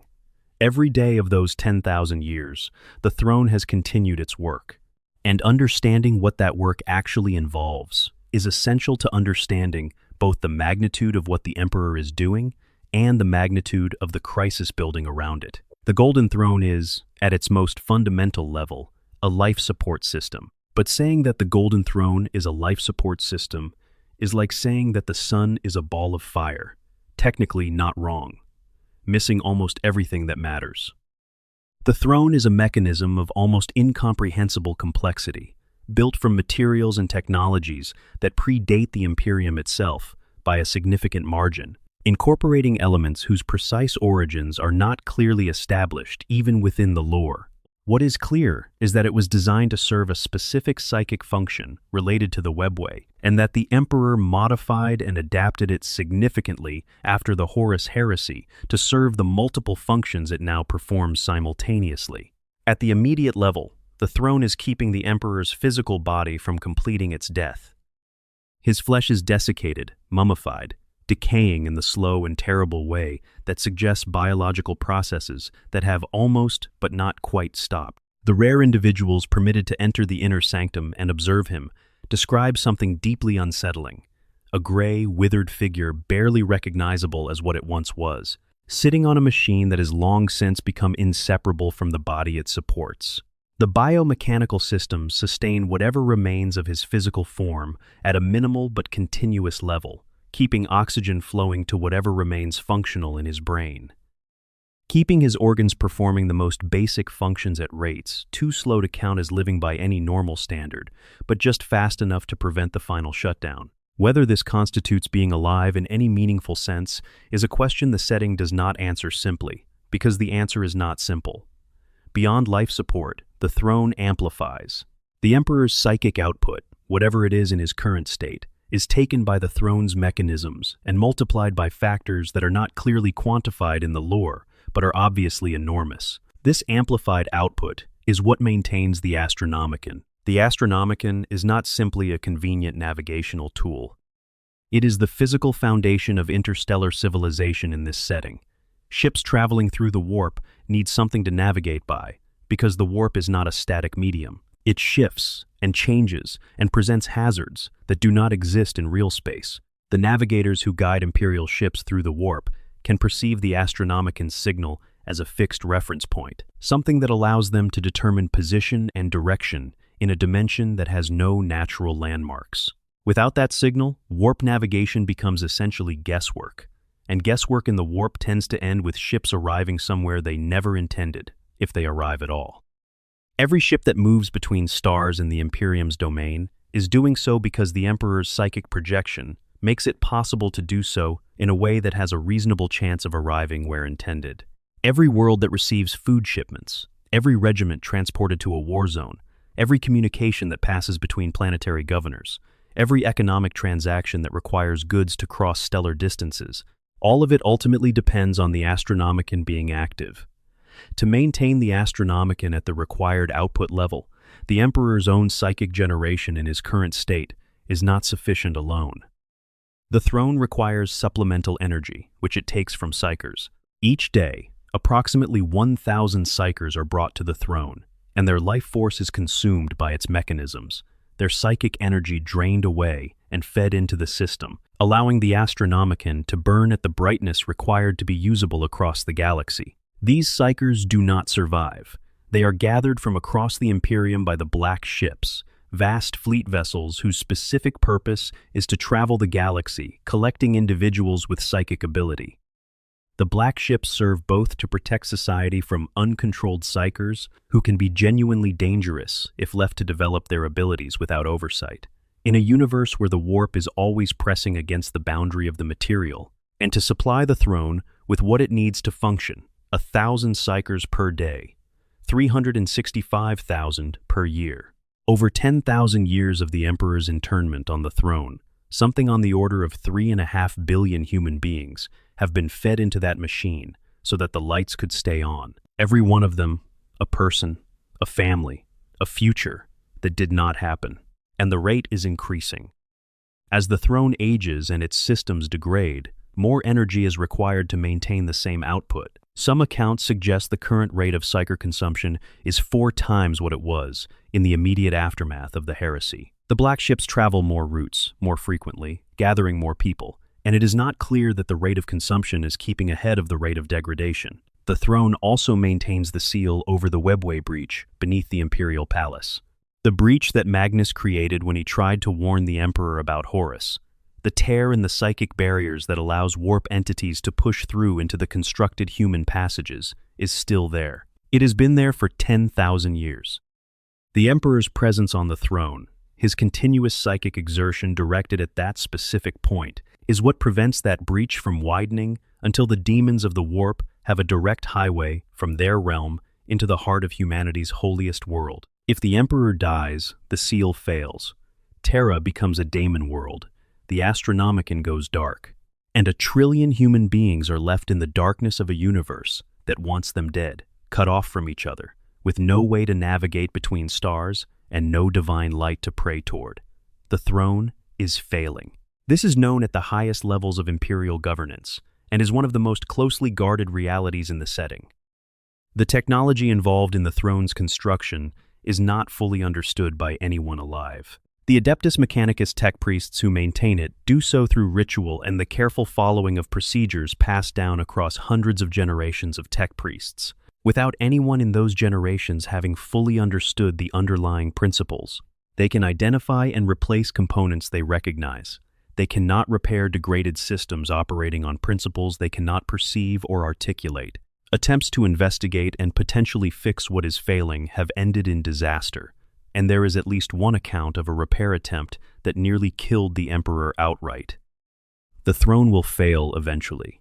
The only open questions are when, and what happens when it does. Part 10. What he actually does, the Emperor's ongoing hidden war. The Emperor is not simply a body in a chair. Whatever is happening to his consciousness is not simply stasis or near death passively waiting to become death. He is, in some sense, that the lore gestures toward, rather than fully describing, present and active, and doing things that extend beyond the mechanical functions of the throne itself. The Astronomicon maintenance is the clearest and most verifiable of his ongoing functions. Whatever generates that psychic beacon is continuous and active, not something that could be maintained by biological systems running at the minimal levels his body now operates at. Something is directing that output. Something is doing the work of projecting and sustaining the signal, and the only candidate is the Emperor's consciousness, still inhabiting what remains of his brain, and still choosing, moment by moment, to continue doing it. The webway seal is the second clearly established ongoing function. The breach that Magnus created is still there. The Emperor's psychic presence on the throne is still holding it closed. If that presence were to fail or be withdrawn, there is no ambiguity about what would happen. The things contained behind that seal would come through, and the Imperial Palace would become a battleground of a kind that no amount of custodian warriors could ultimately win. Beyond these established functions, the picture becomes less certain and more interesting. The Emperor is described in multiple accounts as fighting a continuous war in the warp itself. The great chaos gods and the entities that serve them have not simply accepted that this powerful psychic presence on the boundary of their realm is actively opposing them. They push against him. They test his defenses. They probe for moments of weakness or exhaustion, and he pushes back. Characters in the lore who have any ability to perceive the warp at the relevant scale consistently describe an ongoing conflict there, a war that makes everything happening in the material galaxy look like minor skirmishes by comparison. A battle that has been going on for 10,000 years, without pause and without resolution. The Emperor's ability to influence events in the material world without direct communication is harder to assess but appears to be real in the lore's understanding. Saints, individuals within the Imperial faith who demonstrate abilities and perform acts that no ordinary human should be capable of, appear with notable frequency and at notably useful moments throughout Imperial history. The Emperor's Tarot, a psychic divination tool, responds to something when the most gifted practitioners of the Imperial faith use it, something that appears to have awareness of what is being asked, and provides responses that prove useful more often than chance would explain. Miracles, events that violate the expected physical order in ways that benefit the faithful, occur with a frequency that suggests something more than coincidence. The most direct information we have comes from Roboute Guilliman's experience. Guilliman was revived from his centuries-long stasis during the catastrophic period known as the Gathering Storm, when Abaddon finally shattered Cadia and the Great Rift tore the galaxy in two, and the Imperium came closer to total collapse than it had since the Siege of Terra. He was brought back to full function through extraordinary means, and after a period of adjustment, he made his way to Terra and entered the inner sanctum of the Imperial Palace. He met with his father. He was in the presence of whatever the Emperor currently is, and when he emerged, what he said was not reassuring to those who had hoped for a straightforward reunion. He described the Emperor as cold, inhuman in a way that the stories of his past had not prepared Guilliman for. Something had been compressed, or worn away, by the enormity of what the Emperor had been doing for 10,000 years. Something that had made the being who once walked through human history, wearing mortal faces, into something that seemed to see Guilliman not as a son returned, but as a tool that had been recovered and could be put to use again. Whatever warmth or human connection the Emperor had once been capable of, whatever had made him able to sit with Horus and share something that functioned like genuine friendship, seemed absent or too buried to reach. Whether this is a symptom of what the throne has done to him, or the natural consequence of 10,000 years of fighting an existential war in the worst possible conditions, or simply the Emperor's way of communicating through the limited channel available, is not answered clearly in the lore. Perhaps all of these simultaneously, perhaps none of them, and Guilliman was simply not the right receiver for whatever signal the Emperor was transmitting. What is clear is that the Emperor is still thinking ahead. Belisarius Cawl, a senior archmagos of the Adeptus Mechanicus who has been working on a project for approximately 10,000 years, has produced the Primaris Space Marines. A new generation of enhanced warriors, significantly more capable than the original Astartes. Their creation traces back to instructions the Emperor gave before the Siege of Terra, instructions that Cawl has been following and expanding on ever since. The timing of their emergence, precisely when they were needed to help stabilize an Imperium pushed to the edge of collapse by the Great Rift, has the feel of something planned over a very long horizon rather than coincidental. The Terminus Decree is perhaps the most striking evidence that the Emperor remains a planner rather than simply a biological process being maintained. He reportedly gave specific instructions to the Grey Knights, the most secret of all Space Marine chapters, that if he should return in a form corrupted by chaos, they are authorized and instructed to destroy him. The decree exists. The possibility it addresses is one that only a self-aware and still planning consciousness would have thought to account for. You do not leave fail-safe instructions if you have stopped thinking about the future. Part 11. The Star Child and what might come next.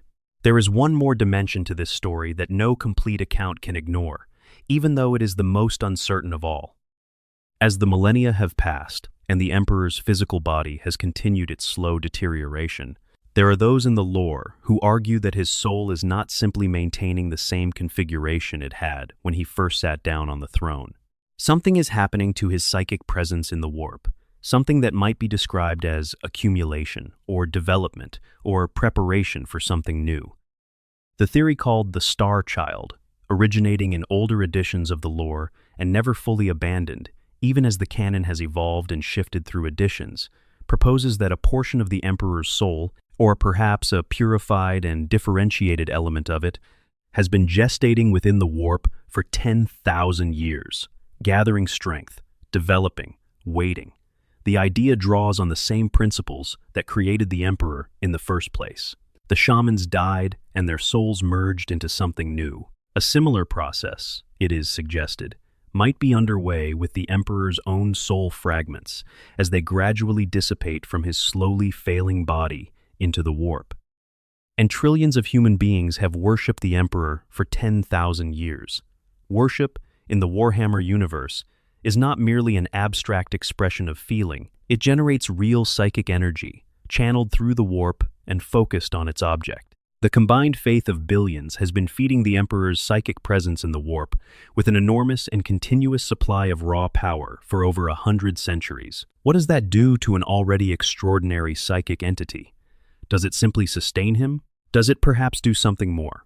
Some accounts suggest that in his final moments fighting Horus, the Emperor deliberately excised something from himself. Some fragment of his capacity for compassion, the part of him that had hesitated to destroy his son, was cut away to allow the killing blow that could not otherwise be made. If this account is accurate, then that excised fragment exists somewhere in the warp, as its own entity, the concentrated compassion of the most powerful human being who ever lived, potentially building towards something in its own right. The more mechanistic version of the theory is rooted in the Emperor's nature as a perpetual. Perpetuals can be killed, their bodies can be destroyed, but they return. Their psychic essence reassembles in the warp and finds a new physical form. The Golden Throne may actually be preventing this natural cycle from completing itself. By keeping the Emperor's body technically alive, the throne prevents the kind of definitive physical death that would allow the Perpetual's natural regenerative process to begin. The Emperor's essence cannot fully release into the warp and begin the reassembly process, because the thread connecting it to the material body has not been properly severed. If the throne were to fail, if the Emperor were allowed to fully die, his perpetual nature might trigger exactly the kind of reassembly process that would eventually produce a new physical form.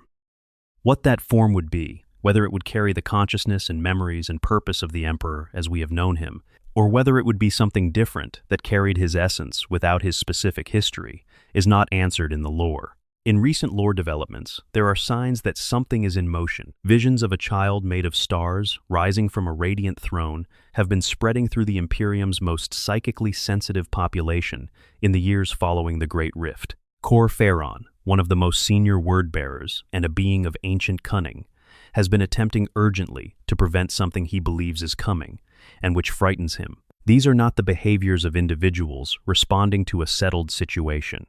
These are the behaviors of people who believe something is about to change.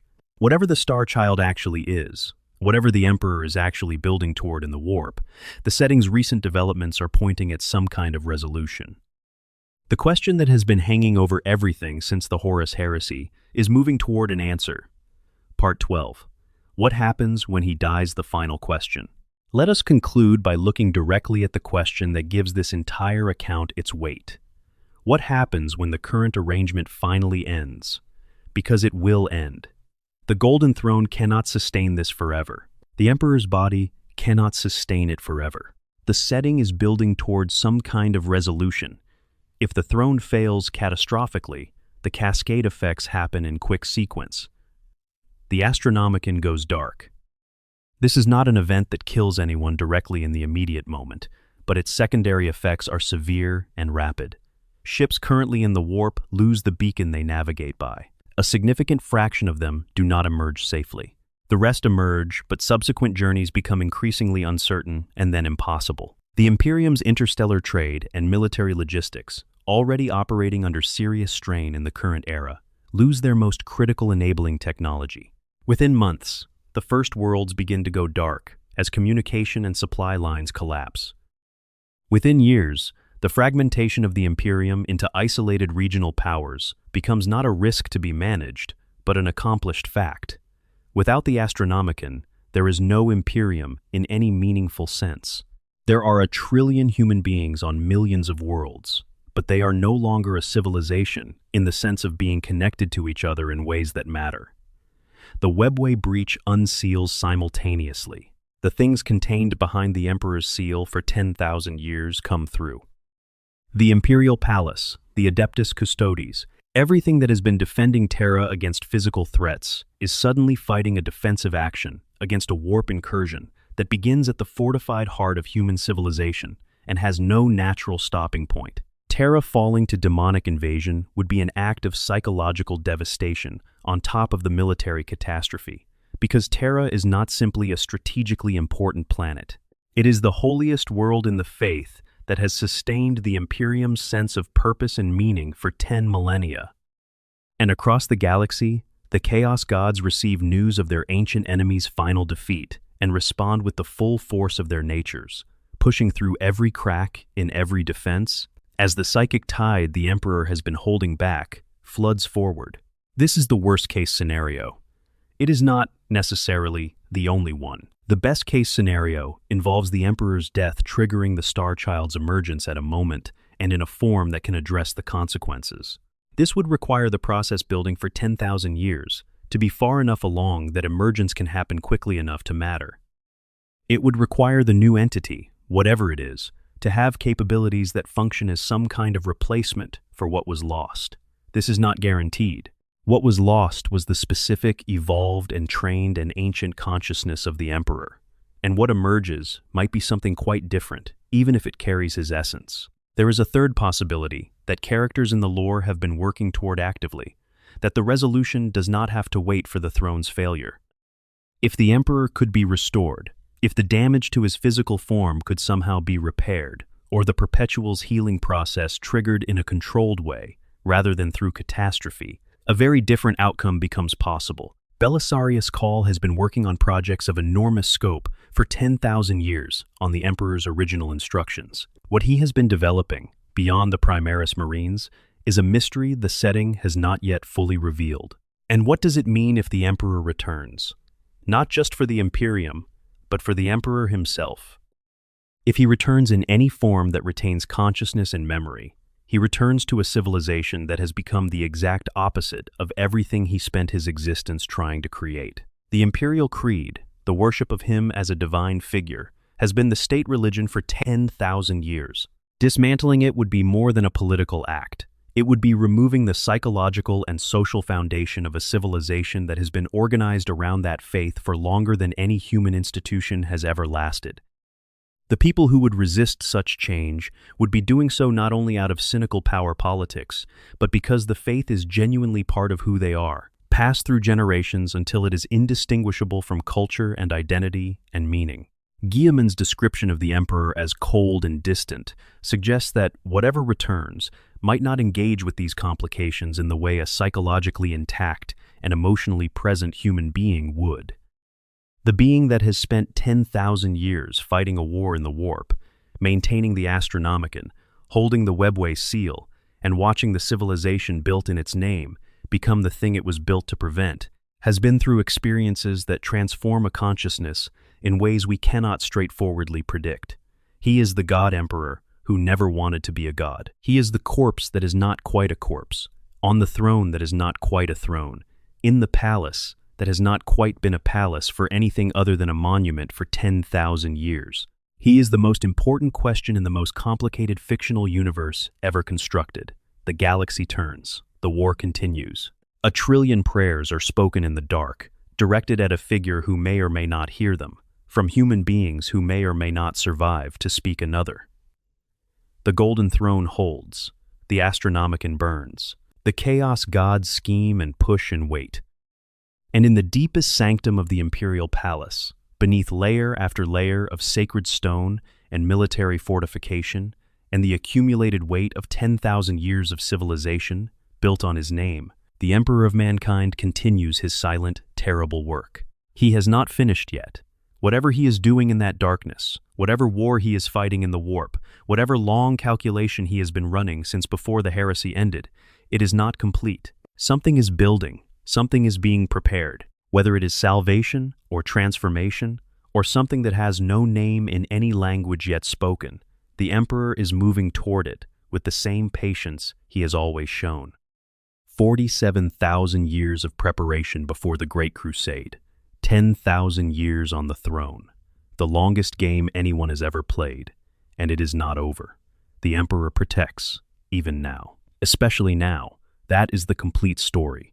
From the Neolithic shamans who chose to die so that something worth surviving could be created, to the child born in ancient Anatolia who would spend nearly 50,000 years preparing for a single decisive moment, to the golden warrior who united a planet and built an empire, and watched his dream burn. In the fire, his most beloved son set alight, to the silent figure on the failing throne, who is still, somehow, holding the line. If you have questions about any part of this, about the Primarchs, about specific battles, about the factions and forces shaping the 41st millennium, leave them in the comments below. And drop your location and what time it is for you down there too. I want to see where this community is spread across the globe. If you made it to the end, and this is the kind of deep lore experience you have been looking for, the subscribe button is right there. It costs you nothing, and it means this kind of content can keep happening. Until next time. Extended lore. The Emperor's long vigil in prehistory. Every mask he wore. One of the things that the lore has always gestured toward, but never fully resolved, is the question of what the Emperor was actually doing during all those centuries before the Unification Wars. We know the broad strokes. He was watching. He was guiding. He was fighting, quietly, against chaos influence, wherever he perceived it. But the specific identities he occupied, the specific moments where his hand was visible behind the curtain of ordinary history, are scattered across the lore as fragments and implications, rather than a coherent account. And that ambiguity is probably appropriate, because the setting has always been clear that history, especially history this ancient, is unreliable in the 40th millennium. The Imperium does not have unbroken historiographic records stretching back 47,000 years. It has fragments, legends, propaganda, religious accounts that have been revised by subsequent religious interests, and in many cases it simply does not have any record at all of periods it has no particular reason to document carefully. The Emperor himself, who has the memories of all those lifetimes, is not talking. What we can piece together from various sources is interesting enough to spend some time with. The hypothesis that the Emperor might have been the historical figure known as Saint George, or at least that the Saint George legend represents a mythologized memory of something real involving the Emperor, appears in certain corners of the lore, and has the quality of an explanation that fits the symbolic logic of the setting, even if it cannot be verified. The Emperor's golden armor, his habit of fighting against corruption and evil at the personal level, and the specific detail of a dragon, a being of vast destructive power, potentially representing one of the Satan whom the lore establishes the Emperor did fight, all align in ways that feel less like coincidence and more like resonance. The Satan, in Warhammer 40,000 lore, are ancient star gods of tremendous power, beings of living metal called necrodermis, who were worshipped by the Necrontyr before they became the Necrons. The Void Dragon, specifically, is described as having been buried on Mars by the Emperor at some point before the Unification Wars, and its presence in the Martian soil is implied to have shaped the peculiar techno-worship of the Mechanicum in ways that were not entirely planned. A Satan physically resembles what might be described as a dragon, or at least something that a primitive human observer confronting one without context might interpret as a dragon, particularly given that their necrodermis forms tend toward elaborate and inhuman physical shapes. If the Emperor did battle and imprison the Void Dragon in the centuries before the Unification Wars, that is an extraordinary achievement even by his standards. The Catan are not simply powerful beings. They are entities of cosmic scope, having existed since before most of the galaxy's current inhabitants were even biological. The fact that the Emperor apparently accomplished this, alone and without the resources he would later have, using only his personal psychic abilities and whatever weapons he could carry or create, says something important about what he actually was, even in those early centuries, before he was openly the emperor." End quote. There are other fragments. The lore mentions that the emperor spent time in Mesopotamia in very ancient times, possibly in the first cities, possibly as one of the figures whose influence shaped the early cultural and administrative achievements that made those cities significant. There are suggestions of his presence in Egypt, in classical Greece, in various other civilizations whose specific contributions to humanity's long-term development he apparently judged important enough to be worth direct attention. He was also, during all these centuries, watching the development of human psychic ability with considerable interest and considerable concern. The number of humans born with some degree of psychic sensitivity was increasing as human populations grew, and this was a double-edged phenomenon. More psychers meant more individuals who could contribute to humanity's long-term ability to deal with the warp and to navigate it, which was going to be essential given the direction the setting was heading. But more psychers also meant more individuals who could be corrupted by the warp, used by it, destabilized by it, or simply destroyed by it, before they could be of any use to anyone. The emperor could not simply announce himself and take charge of this situation during the Age of Terra and the earlier periods. The infrastructure for the kind of systematic management of psychic ability he eventually created through the Inquisition and the Black Ships and the Scholastica Psychana did not exist and could not exist until there was a unified political entity with the reach to implement it. He could watch individuals. He could sometimes intervene to protect a specific person or contain a specific outbreak of warp-related disaster. He could not solve the systemic problem until the conditions for a systemic solution existed. This is the fundamental frustration of his long, anonymous phase. He could see what was needed with more clarity than anyone else who has ever existed. He could not act on that vision directly until the material and social conditions existed to make direct action meaningful, rather than simply making him the most extraordinary individual on a planet that was still mostly composed of warring factions unable to cooperate on anything larger than a regional scale. So he waited, he cultivated, he nudged, he fought small battles against small expressions of the large problem. And he was, in his own way, genuinely human through all of it, in the sense that he made mistakes, misjudged situations, failed to intervene when he should have, and intervened when he should have let things develop without him. He was not omniscient. He was extraordinarily perceptive, extraordinarily experienced, and extraordinarily capable, but these things do not translate into perfect foresight or perfect judgment across 50,000 years of continuous operation. The thing that is perhaps most striking about the Emperor's long, anonymous phase, when you step back and look at it as a whole, is the loneliness of it. He could not be fully honest with anyone he knew during those millennia, because being fully honest would have required explaining what he was, and explaining what he was would have changed every relationship he had in ways that would have made the relationships less useful for the work he was doing. He needed to be able to move through human civilization as a participant in it, not as an acknowledged alien presence overseeing it from outside. This required concealment, and concealment, sustained across tens of thousands of years, is its own kind of isolation. Every person he knew grew old and died. Every friendship he formed had the same endpoint. Every civilization he invested in eventually collapsed or transformed into something different. The continuity was entirely his own. He accumulated loss on scales that no ordinary human being has any framework for even imagining, and he did it alone, because the nature of what he was prevented him from simply stopping and grieving and being supported through that grief by people who actually understood what it meant. By the time he finally stepped into the light at the beginning of the Unification Wars, he had been carrying that weight for longer than recorded history, and he would carry it longer still.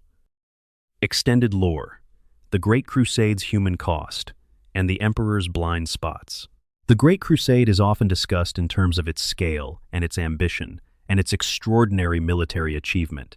200 years, thousands of worlds brought into compliance, the largest military campaign ever conducted in the history of the galaxy. These things are all true, and they are genuinely impressive. What is discussed less often is what the Great Crusade actually felt like from the inside, from the perspective of the worlds it encountered and incorporated. and what the human cost of that incorporation actually was. Because the crusade was not simply a rescue mission. It was a conquest, and conquests, even ones conducted with genuine vision behind them, carry their own forms of violence and destruction. Many of the worlds the crusade found were not simply waiting to be liberated. They had developed their own cultures, their own power structures, their own ways of understanding the universe and their place in it, over thousands of years of isolation. Some of these cultures were organized around religious practices that the emperor's imperial truth declared anathema.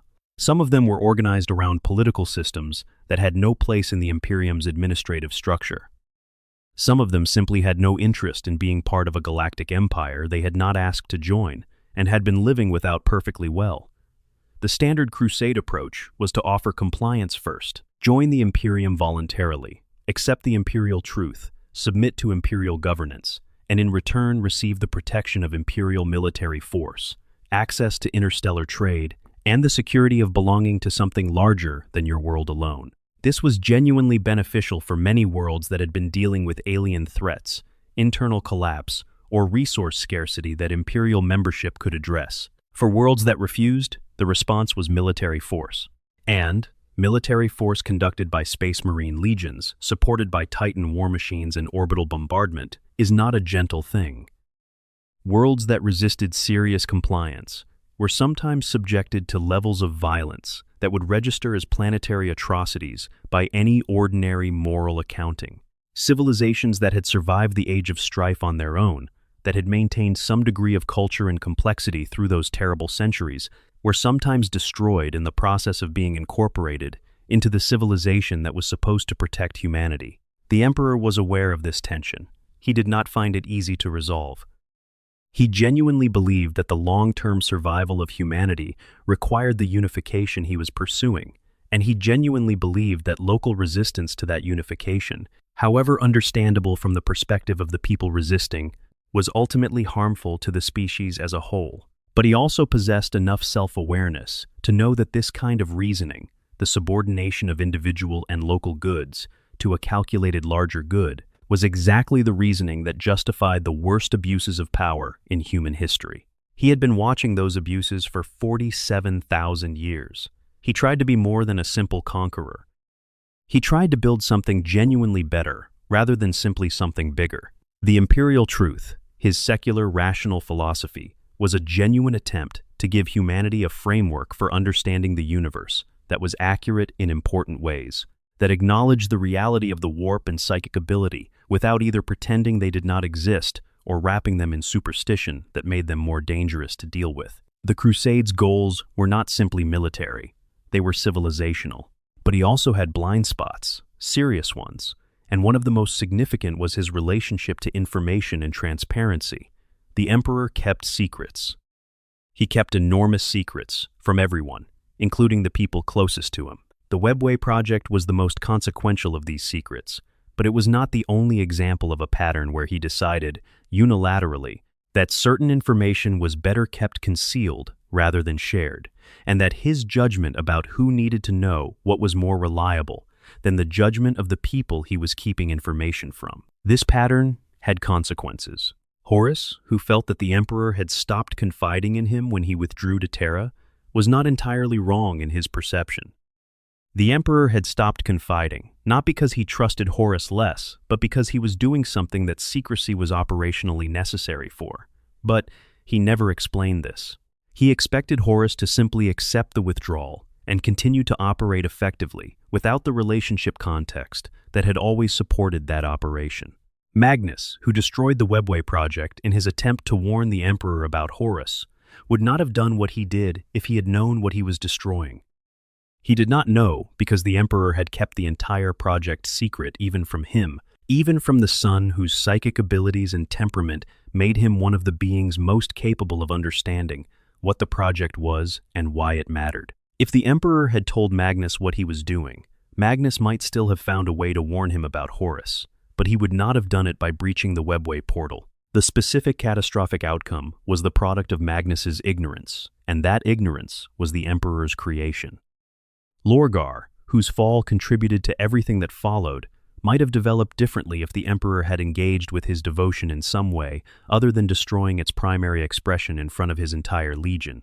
Not necessarily differently enough to prevent the eventual corruption, because the Chaos Gods were paying very close attention to Lorgar and the Word-Bearers specifically. But the specific trajectory of Lorgar's fall, the specific emotional wound that the destruction of Monarchia opened up, was a wound that the Emperor inflicted with a precision and completeness that suggests he had not thought carefully about what he was dealing with or what the consequences might be. These are not the behaviors of an infallible strategic genius. They are the behaviors of an extraordinarily capable being who had also been operating alone for so long that he had become somewhat disconnected from the emotional and relational consequences of his decisions, who made judgments that were technically correct in narrow terms, while failing to account for human psychological realities in ways that created disasters. The Emperor was not a god during the Great Crusade. He was a very old, very powerful, very intelligent, and in some ways very limited human being, doing the best he could with a plan of extraordinary ambition in a universe of extraordinary hostility. His limitations would cost him almost everything: extended lore, the heresy's aftermath, and how the Imperium became its opposite. The Horus heresy ended, technically, when the Emperor was placed on the Golden Throne and the traitor forces began their retreat from Terra and the Sol System. The event called the Great Scouring followed. Years of military campaigning by the loyal Primarchs and their legions to drive the traitor forces from Imperial space and push them into the Eye of Terror, the massive warp rift, created by the birth of Slaanesh, that now served as a refuge for the servants of chaos, beyond the reach of Imperial military power.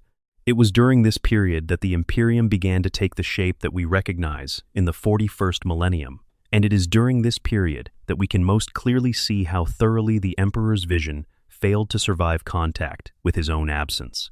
The Emperor had wanted a secular, rational civilization. He had wanted the imperial truth to replace superstition and religious thinking with an accurate understanding of the universe. He had wanted the Primarchs and their legions to be the enlightened vanguard of a new humanity, leaders in every sense of that word, not just militarily, but intellectually and morally. Instead, what survived the heresy was a traumatized civilization that had just watched half of its most powerful warriors turn traitor and nearly succeed in destroying everything. The psychological impact of the heresy on the institutions and populations of the Imperium was profound and lasting.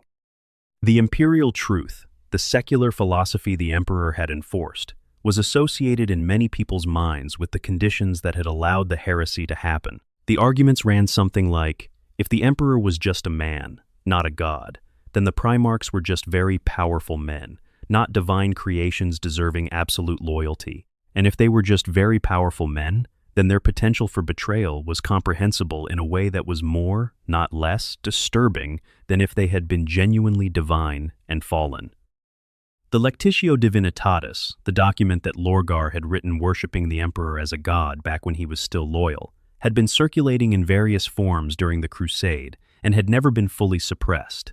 After the heresy, as people looked for frameworks that could explain what had happened and provide some foundation for continuing to function in its aftermath, the Lectitio and its central claim that the Emperor was a divine being began to find much wider purchase. Rogal Dorn, who remained on Terra and oversaw much of the Imperium's reconstruction during the years immediately following the heresy, did not enthusiastically support the growing religious movement. But he also did not aggressively suppress it, partly because the Emperor was not available to issue instructions about it, and partly because a Primarch who had just watched his father placed in a state of living death on a machine, and who had to live every day with the knowledge that this was now permanent, may not have had the emotional resources to simultaneously manage a galaxy-wide cultural shift. Guilliman, when he returned from the Great Scouring and the campaigns that followed, did what he could to shape the new Imperium into something that preserved as much of the Emperor's actual vision as possible. He wrote the Codex Astartes, which broke the Space Marine legions into smaller chapters, partly as a military reform, and partly to prevent any future single individual from being able to raise a force of the size that Horus had commanded. He restructured the Imperium's administration in ways intended to create more stable governance than a system directly dependent on the will of one individual could provide. But Guilliman was also wounded by Fulgrim during the Great Scouring and placed in a stasis field that would last for 10,000 years, removing him from the equation precisely when his continued presence might have made the difference between the Imperium he was building and the Imperium that actually emerged. Without him, without the Emperor, without most of the loyal Primarchs who had been the strongest advocates for what the Emperor's original vision had been, the Imperium evolved under the pressures of constant war and constant threat in directions that would have horrified its founder. The Ecclesiarchy, the institution that formalized the worship of the Emperor as a god, grew from a tolerated fringe movement to the dominant cultural force in the Imperium over the course of a few centuries. The Inquisition, originally created as a tool for protecting humanity from its most dangerous internal and external threats, developed in directions that sometimes threatened the people it was supposed to protect as much as it threatened the enemies it was meant to hunt. The Space Marine chapters, despite all of Guilliman's careful planning, developed their own cultures and traditions and interpretations of their purpose that bore increasingly complex relationships to the original intentions behind their creation. The Imperium of the 41st millennium is not a failed civilization in the simple sense. It survives. Against opponents that include 4 Chaos Gods, multiple alien races of extraordinary military capability, the Necrons awakening from their ancient tombs, the Tyrannid hive fleets devouring their way toward humanity from beyond the galactic rim, and the constant internal pressures of a civilization spanning millions of worlds, the Imperium survives. That is not nothing. In the context of this setting, that is genuinely extraordinary. But it is also brutal, fearful, rigid, intolerant, and organized in ways that produce massive suffering as a routine feature of its operation, rather than as an unfortunate side effect. The Psykers fed to the Golden Throne every day. The world subjected to exterminatus, complete sterilization, for varying degrees of suspected heresy or contamination. The Inquisition's methods, which the setting has always been explicit, are not gentle or constrained by ordinary moral considerations. The perpetual warfare that grinds through the population of virtually every world in the Imperium, drawing young people into conflicts they have no personal stake in for reasons they may not understand. The Emperor, sitting on his throne, and presumably perceiving at least some of what has been built in his name, cannot speak about any of this, cannot correct course directly, cannot walk into a room and say, "This is not what I meant, this is not what I built, and you need to change it." All he can do is what he has been doing for 10,000 years. Hold the breach, maintain the beacon, fight the war in the warp, and trust that whatever he set in motion with Belisarius Cawl, and whatever the Star Child is becoming, and whatever long-term plans he made before the Siege of Terra, are moving in the right direction. Whether that trust is justified is the question the setting has been building toward since the day it was created. Extended lore. The Chaos Gods' long war against the Emperor. One dimension of the Emperor's story that is easy to underweight is just how actively and continuously the forces of chaos have been working to destroy him during all 10,000 years of his internment on the throne. The Chaos Gods are not passive. They are vast intelligences of incomprehensible scope, shaped from the accumulated psychic output of every sentient species in the galaxy, and they have been the Emperor's primary antagonists since long before the Horus Heresy. They have tried to destroy him through direct means, through the corruption of his sons, through the manipulation of events designed to collapse his empire, and with it, the psychic anchor that sustains his presence in the warp. The heresy itself was their most ambitious and nearly successful attempt. The corruption of Horus, the engineering of the Civil War, the specific targeting of the Webway project through Magnus, the corruption of half the Space Marine legions, the Siege of Terra itself, all of these were the culmination of a plan that the Chaos Gods had been building for centuries. Using their agents and their pawns and their accumulated knowledge of human psychology to create a situation where the Emperor could be reached and destroyed in the most permanent way possible, they almost succeeded. The margin by which the Emperor survived the duel with Horus, the margin by which the throne was kept operational through Malcador's sacrifice, the margin by which Terra was not fully overrun before the traitor's momentum collapsed, these were all very thin. The setting has always been clear that the Chaos victory at the Siege of Terra was real, even if it was not complete. They lost Horus, their greatest champion, but they gained something that might prove more valuable in the long run. The Emperor trapped on the throne, unable to act directly, with his empire slowly degrading and his life support machine slowly failing, but they have not stopped. The Black Crusades, the 13 major offensives that Abaddon the Despoiler has led from the Eye of Terror across the centuries, are not simply expressions of chaos aggression. They are targeted operations, each one attempting to accomplish specific strategic objectives related to weakening the Imperium to the point where the Golden Throne can finally fail, or be directly destroyed. The 13th Black Crusade, which destroyed Cadia and triggered the formation of the Great Rift, was the most successful of these offensives in terms of tangible, strategic achievement. And in the warp itself, the fighting has never stopped. The Emperor is not simply sitting on the throne, maintaining the Astronomicon in peaceful isolation. He is fighting continuously against the entities that want to reach him through the immaterial dimension and finish what Horus started. The Chaos Gods probe his defenses. Their servants attack the psychic wards he maintains. The specific nature of these attacks and the Emperor's responses to them are not something that can be observed from the material world, but the consequences of successful attacks, the moments when something gets through, when a saint is corrupted, or a miracle fails, or a black ship full of psychers bound for Terra is somehow destroyed by forces that should not have been able to reach it, are felt across the Imperium in ways that even non-psychers sometimes notice. The Emperor has been winning this war, in the sense that the Imperium still stands, the Astronomicon still burns, and the Webway breach is still sealed. But winning a defensive war of attrition for 10,000 years takes a toll even on a being as extraordinary as the Emperor. The increasing rate of psyker consumption by the throne suggests that the cost of maintaining his defenses is rising over time, that either the attacks are becoming more intense, or his capacity to resist them is gradually declining, or both. The Great Rift, the massive warp storm that split the galaxy in two following the 13th Black Crusade, represents a partial victory for the Chaos Gods.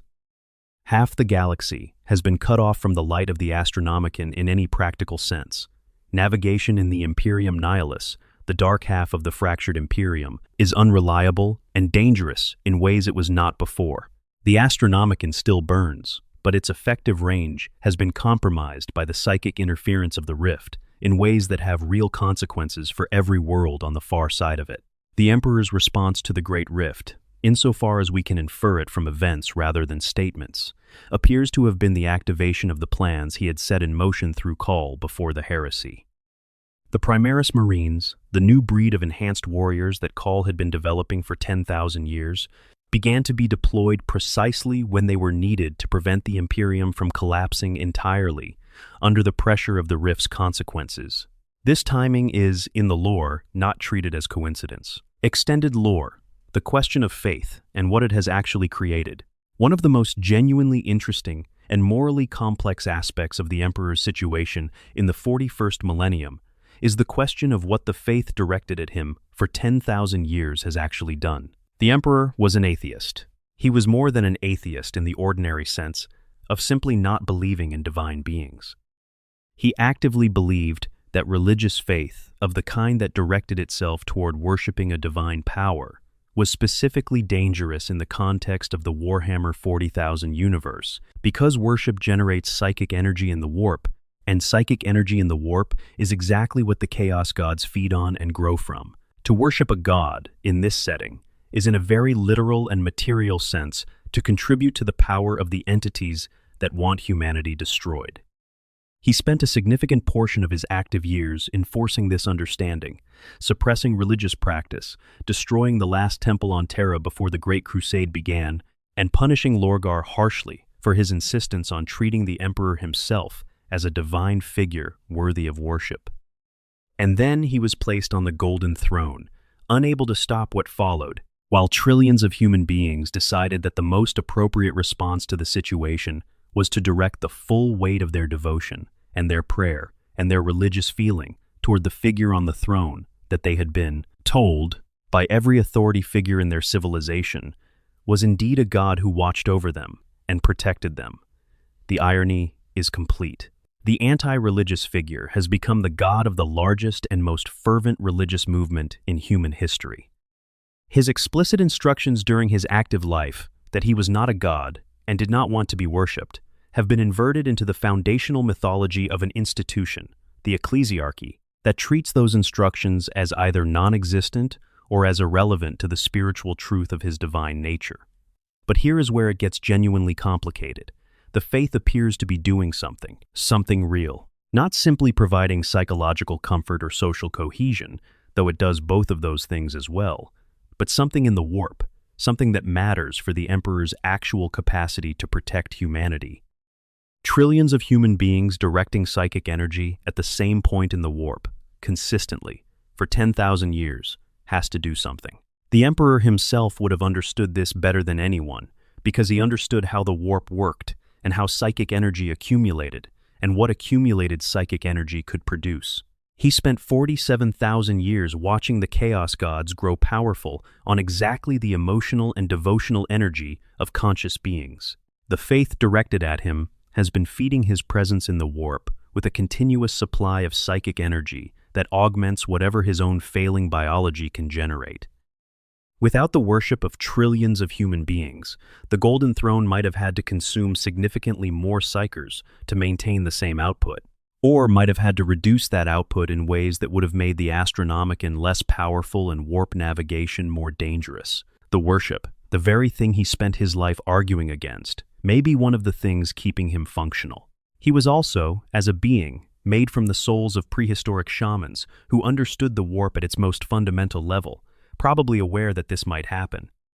Whether he planned it, whether the encouragement of the Lectitio Divinitatis by certain agents he may have had in place represents deliberate strategy rather than simple failure to suppress, is one of the genuine mysteries of the lore. What is perhaps most striking is the specific form the worship has taken and the specific things it has achieved in the warp, beyond simply sustaining the Emperor's presence there. Saints in the Warhammer universe are not simply inspirational figures honored in retrospect.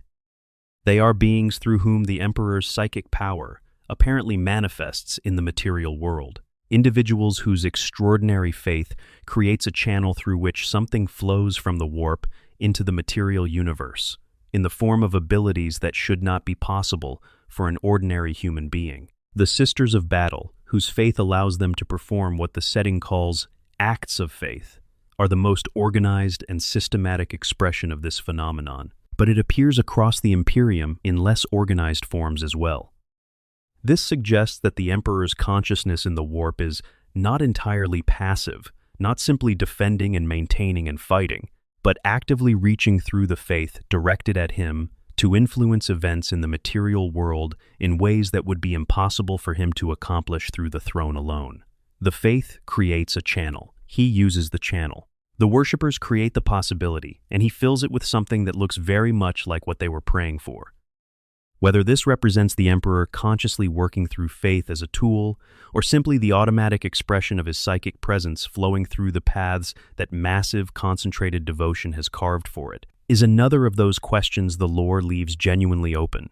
What it means is that the Imperium, for all its horror and all its dysfunction, and all the ways it has become the opposite of what the Emperor intended, has also been producing something real. The faith of its citizens has been doing actual work in the warp, maintaining something important, creating channels for something genuine to flow through. The worshippers are not simply deluded.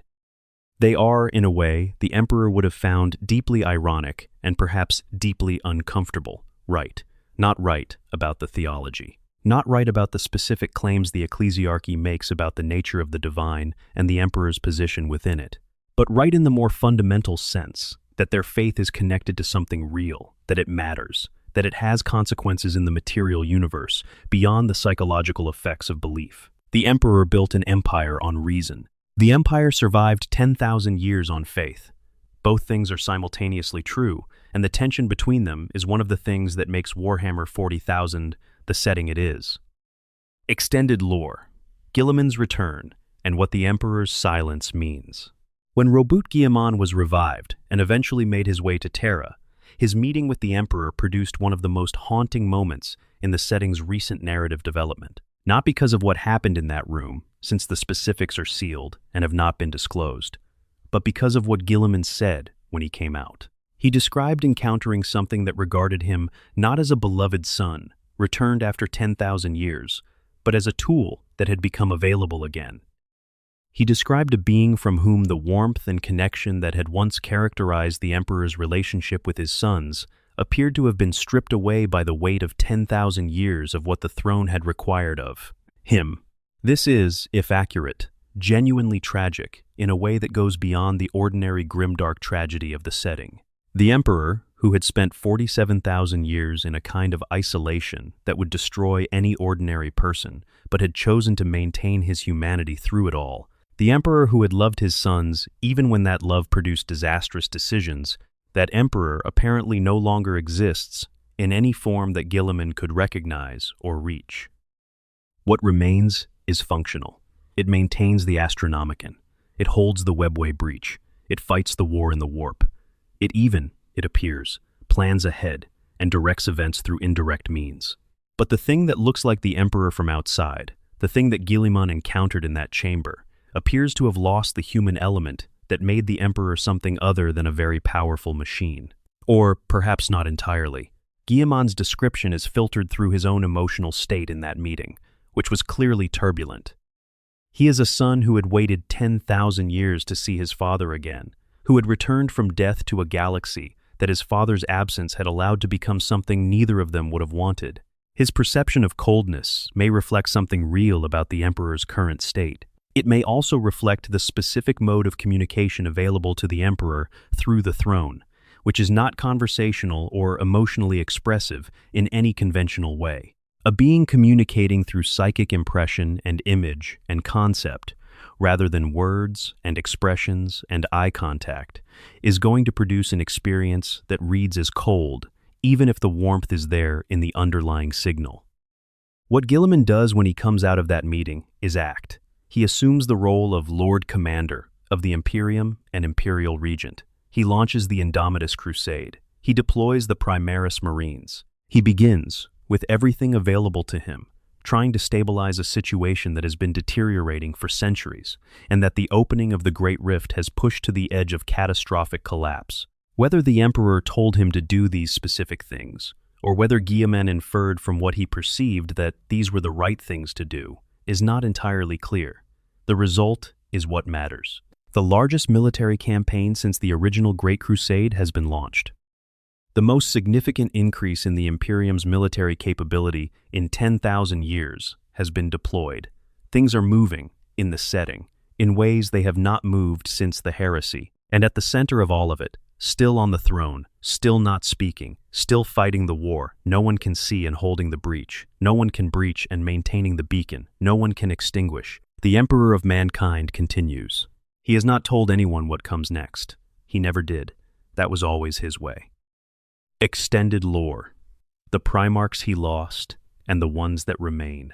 No complete account of what happened to the Emperor can ignore the fate of his 20 sons, because the Primarchs are the most direct expression of what the Emperor was trying to build, and what became of them tells us something important about the limits of even the most ambitious and carefully planned vision when it encounters reality. The Emperor created 20 Primarchs.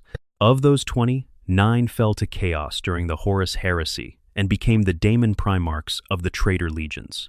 4 more died, were lost, or disappeared, in circumstances that removed them from the board before the heresy's conclusion or shortly after. Of the 7 loyalist Primarchs who survived the heresy, 6 withdrew from active service in various ways over the subsequent decades, leaving only Guilliman in any position of meaningful activity before his own wounding and stasis.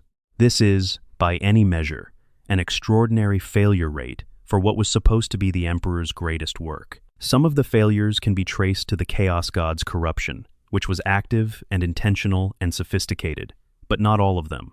Some of the Primarchs who fell did so partly because of wounds the Emperor himself inflicted through specific choices. Angron, whose fall was partly a consequence of the Emperor's decision to abandon his companions on New Syria. Lorgar, whose fall was partly a consequence of the Emperor's decision to humiliate him publicly, rather than engage with his devotion in any constructive way. Magnus, whose fall was partly a consequence of the Emperor's failure to tell him about the Webway project, which meant his warning attempt destroyed exactly what he was trying to protect. These are not the only factors in each of these falls. The Chaos Gods were there, always, working with patient cunning to exploit every vulnerability. But the Emperor's specific choices created specific vulnerabilities that the Chaos Gods then exploited. A different father, one who had communicated differently with Angron and Lorgar and Magnus, might have produced sons whose falls were less certain, or at least less directly enabled by avoidable wounds. The ones who remain, or who have returned, are in their own ways the Emperor's legacy made flesh, and the measure of both his vision and his limitations. Guilliman is arguably the most complete embodiment of what the Emperor wanted in a Primarch, a military commander of absolute excellence who is also a statesman, an administrator, a builder of institutions, someone who thinks not just about winning battles, but about the civilization that exists on the far side of winning them. Guilliman's instinct to build Imperium Secundus during the heresy, when he was cut off from Terra and did not know if his father was alive, was the most Emperor-esque thing any of the Primarchs ever did.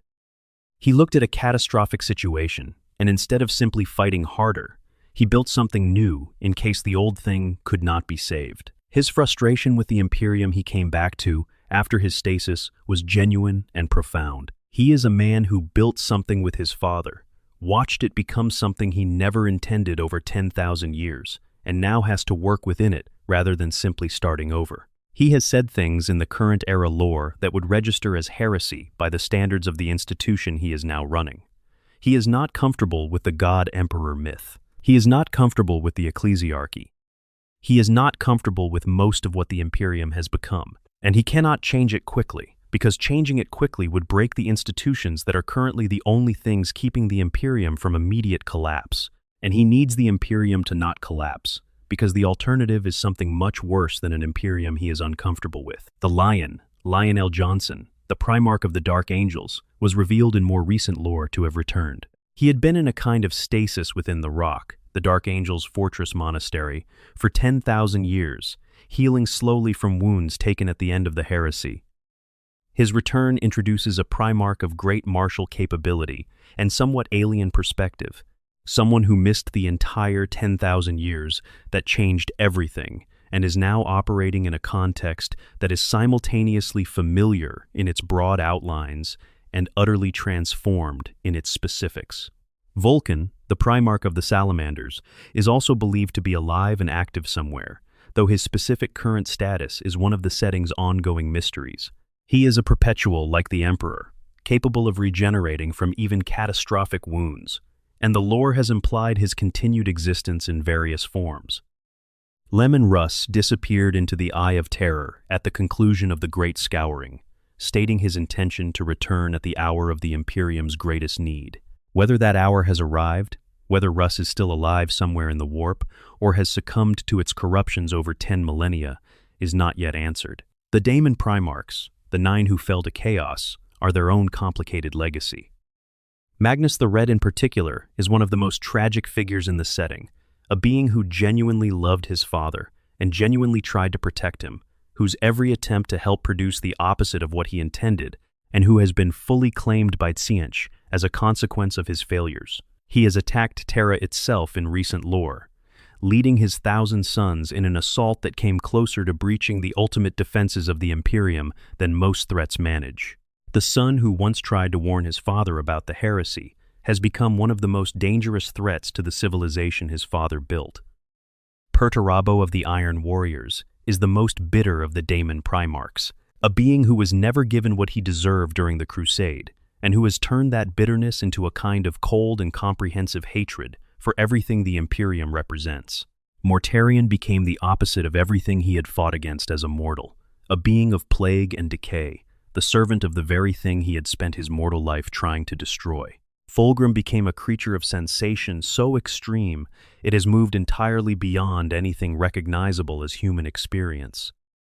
Angron remains, perhaps the most straightforward of them, simply rage given form, a being for whom the chaos corruption was not a seduction but a permission, a liberation of what the butcher's nails had been building in him since before the Emperor found him. All of them, loyal and traitor both, are part of the answer to the question of what the Emperor accomplished and what it cost. He created 20 extraordinary beings from his own genetic material, beings who could have been the foundation of a civilization worthy of the name. Circumstances, his own choices, and the patient malevolence of the Chaos Gods combined to ensure that the outcome was something very different. He is alone on the throne with 10,000 years of those outcomes to contemplate, and he cannot speak about any of it. Extended lore, the 41st millennium, and why it is not simply dark. What the Emperor built that survives. It would be easy to end a story about the Emperor entirely in darkness and loss. The empire he built has become something he would not have wanted. His most important project was destroyed. Half his sons fell to chaos. He is imprisoned on a failing machine. The galaxy is riven by a massive warp rift. The enemies of humanity have never been stronger. But Warhammer 40,000 has always been careful to distinguish between darkness and despair. The setting is dark. It is not hopeless. And the distinction matters when we are talking about what the Emperor actually accomplished. He created the Adeptus Custodes, the golden warriors who guard his body, and the Imperial Palace, beings of such extraordinary capability that 10,000 years of continuous warfare against every threat that has ever approached Terra has not broken them. They are still there. They are still holding the line. They are, in a very real sense, the most successful military creation in human history, because their specific purpose has been continuously achieved for more than 10,000 years. He created the Space Marines, imperfect and divided as they have become, still the most effective military force humanity has ever fielded. Thousands of chapters, millions of warriors, spread across the galaxy and fighting on every front simultaneously, holding back threats that no ordinary army could address. He created the institutional infrastructure that has allowed an interstellar civilization to persist for 10,000 years in conditions of continuous warfare. The Administratum, the Adeptus Arbites, the Inquisition, the Ecclesiarchy, none of these are the institutions he intended to create, but they are institutions that have sustained a functioning civilization across unimaginable challenges. They are deeply flawed. They produce enormous suffering. They also keep things running in circumstances where most civilizations would have ceased to exist centuries ago. He created, or rather he collected and synthesized, the knowledge of 47,000 years of human history into the foundations of an empire that carries that knowledge forward, even in degraded form. The dark age of technology has not been entirely lost. The Mechanicum preserves fragments of it. The Emperor's own preparations, the things he set in motion through Cawl and through other channels, have preserved more. The knowledge is not gone. It is waiting. And he is still there, in the throne, fighting his war, maintaining the beacon, holding the breach. Every day that the Imperium survives is another day that he has made possible, not through anything that looks like divine intervention in the dramatic sense, but through the continuous, exhausting work of keeping the basic infrastructure of galactic civilization operational. The Emperor of mankind failed to achieve everything he set out to achieve. He failed in ways that were partly the result of forces beyond his control, and partly the result of his own specific limitations and blind spots. He built something that became its own opposite in important ways, and could not correct course, because his injuries removed him from any position of direct influence. But he also persists. He still does what needs to be done, every day, in circumstances that would have broken almost anything that could be broken. He does it without being able to speak about it or explain it or receive any acknowledgement that it is even being done. He does it for an empire that has turned his specific values and beliefs inside out and replaced them with their mirror images. He does it because the species needs him to do it, and he has always understood, since the day the shamans died to create him in a Neolithic village in what is now Turkey, that the species needing something from him was sufficient reason to provide it, regardless of what it cost. That, in the end, is what actually happened to the Emperor of mankind. Not just the throne and the wounds and the failing machine, not just the tragedy of the sons lost and the dream corrupted, but also the 10,000 years of continuous, unglamorous, necessary work, done alone and in silence and without thanks, because it needed to be done. He was never a god. But he has done the work of one, for longer than any god in any human mythology was ever asked to endure. The Emperor protects, even now, especially now. That is what actually happened to him. And it is not finished yet. Extended lore. The galaxy in the 42nd millennium, where the story goes from here. Something is different now. Something in the setting of Warhammer 40,000 has shifted in the years since the opening of the Great Rift. And understanding what is different is important to understanding where the Emperor's story goes from here, if it goes anywhere at all. The galaxy is, objectively, in the worst shape it has been in since the Horus Heresy. The Great Rift split it in two. The Imperium Nihilus, the dark half, is cut off from reliable astronomican signal and from consistent communication and military support from the Imperium Sanctus, the half that still has a relatively direct line to Terra. Worlds that have been fighting alone since the Rift opened have no reliable way to call for help, and no reliable expectation that help would arrive even if they could. The Death Guard, the Thousand Suns, and every other major Chaos force have been pressing harder than they have in centuries. The Necrons are awakening in greater numbers as the centuries pass, and the conditions that kept them dormant are eroded by the conflicts around them. The Tyranid hive fleets are still coming, following the psychic beacon of the Astronomicon and consuming everything in their path. And yet, the Primaris Marines are fighting on 100 fronts simultaneously. Guilliman is running the Indomitus Crusade with a strategic competence that the Imperium has not seen at the highest level since the original Great Crusade. The Dark Angels have their Primarch back. The situation is desperate, but it is not, quite, hopeless. Things are moving in ways they have not moved in a very long time. The Starchild visions are spreading. Characters across the setting are responding to something they cannot fully articulate. A sense that something is coming. Something that has no precedent in the 10,000 years of the Golden Age of the Imperium. Whether this is the Emperor's influence, whether he is deliberately seeding these visions through the psychic channels that faith has carved, or whether it is simply the natural expression of a process that has been building for 10 millennia and is now reaching a threshold, is not yet clear. What is clear is that the Emperor's story is not over.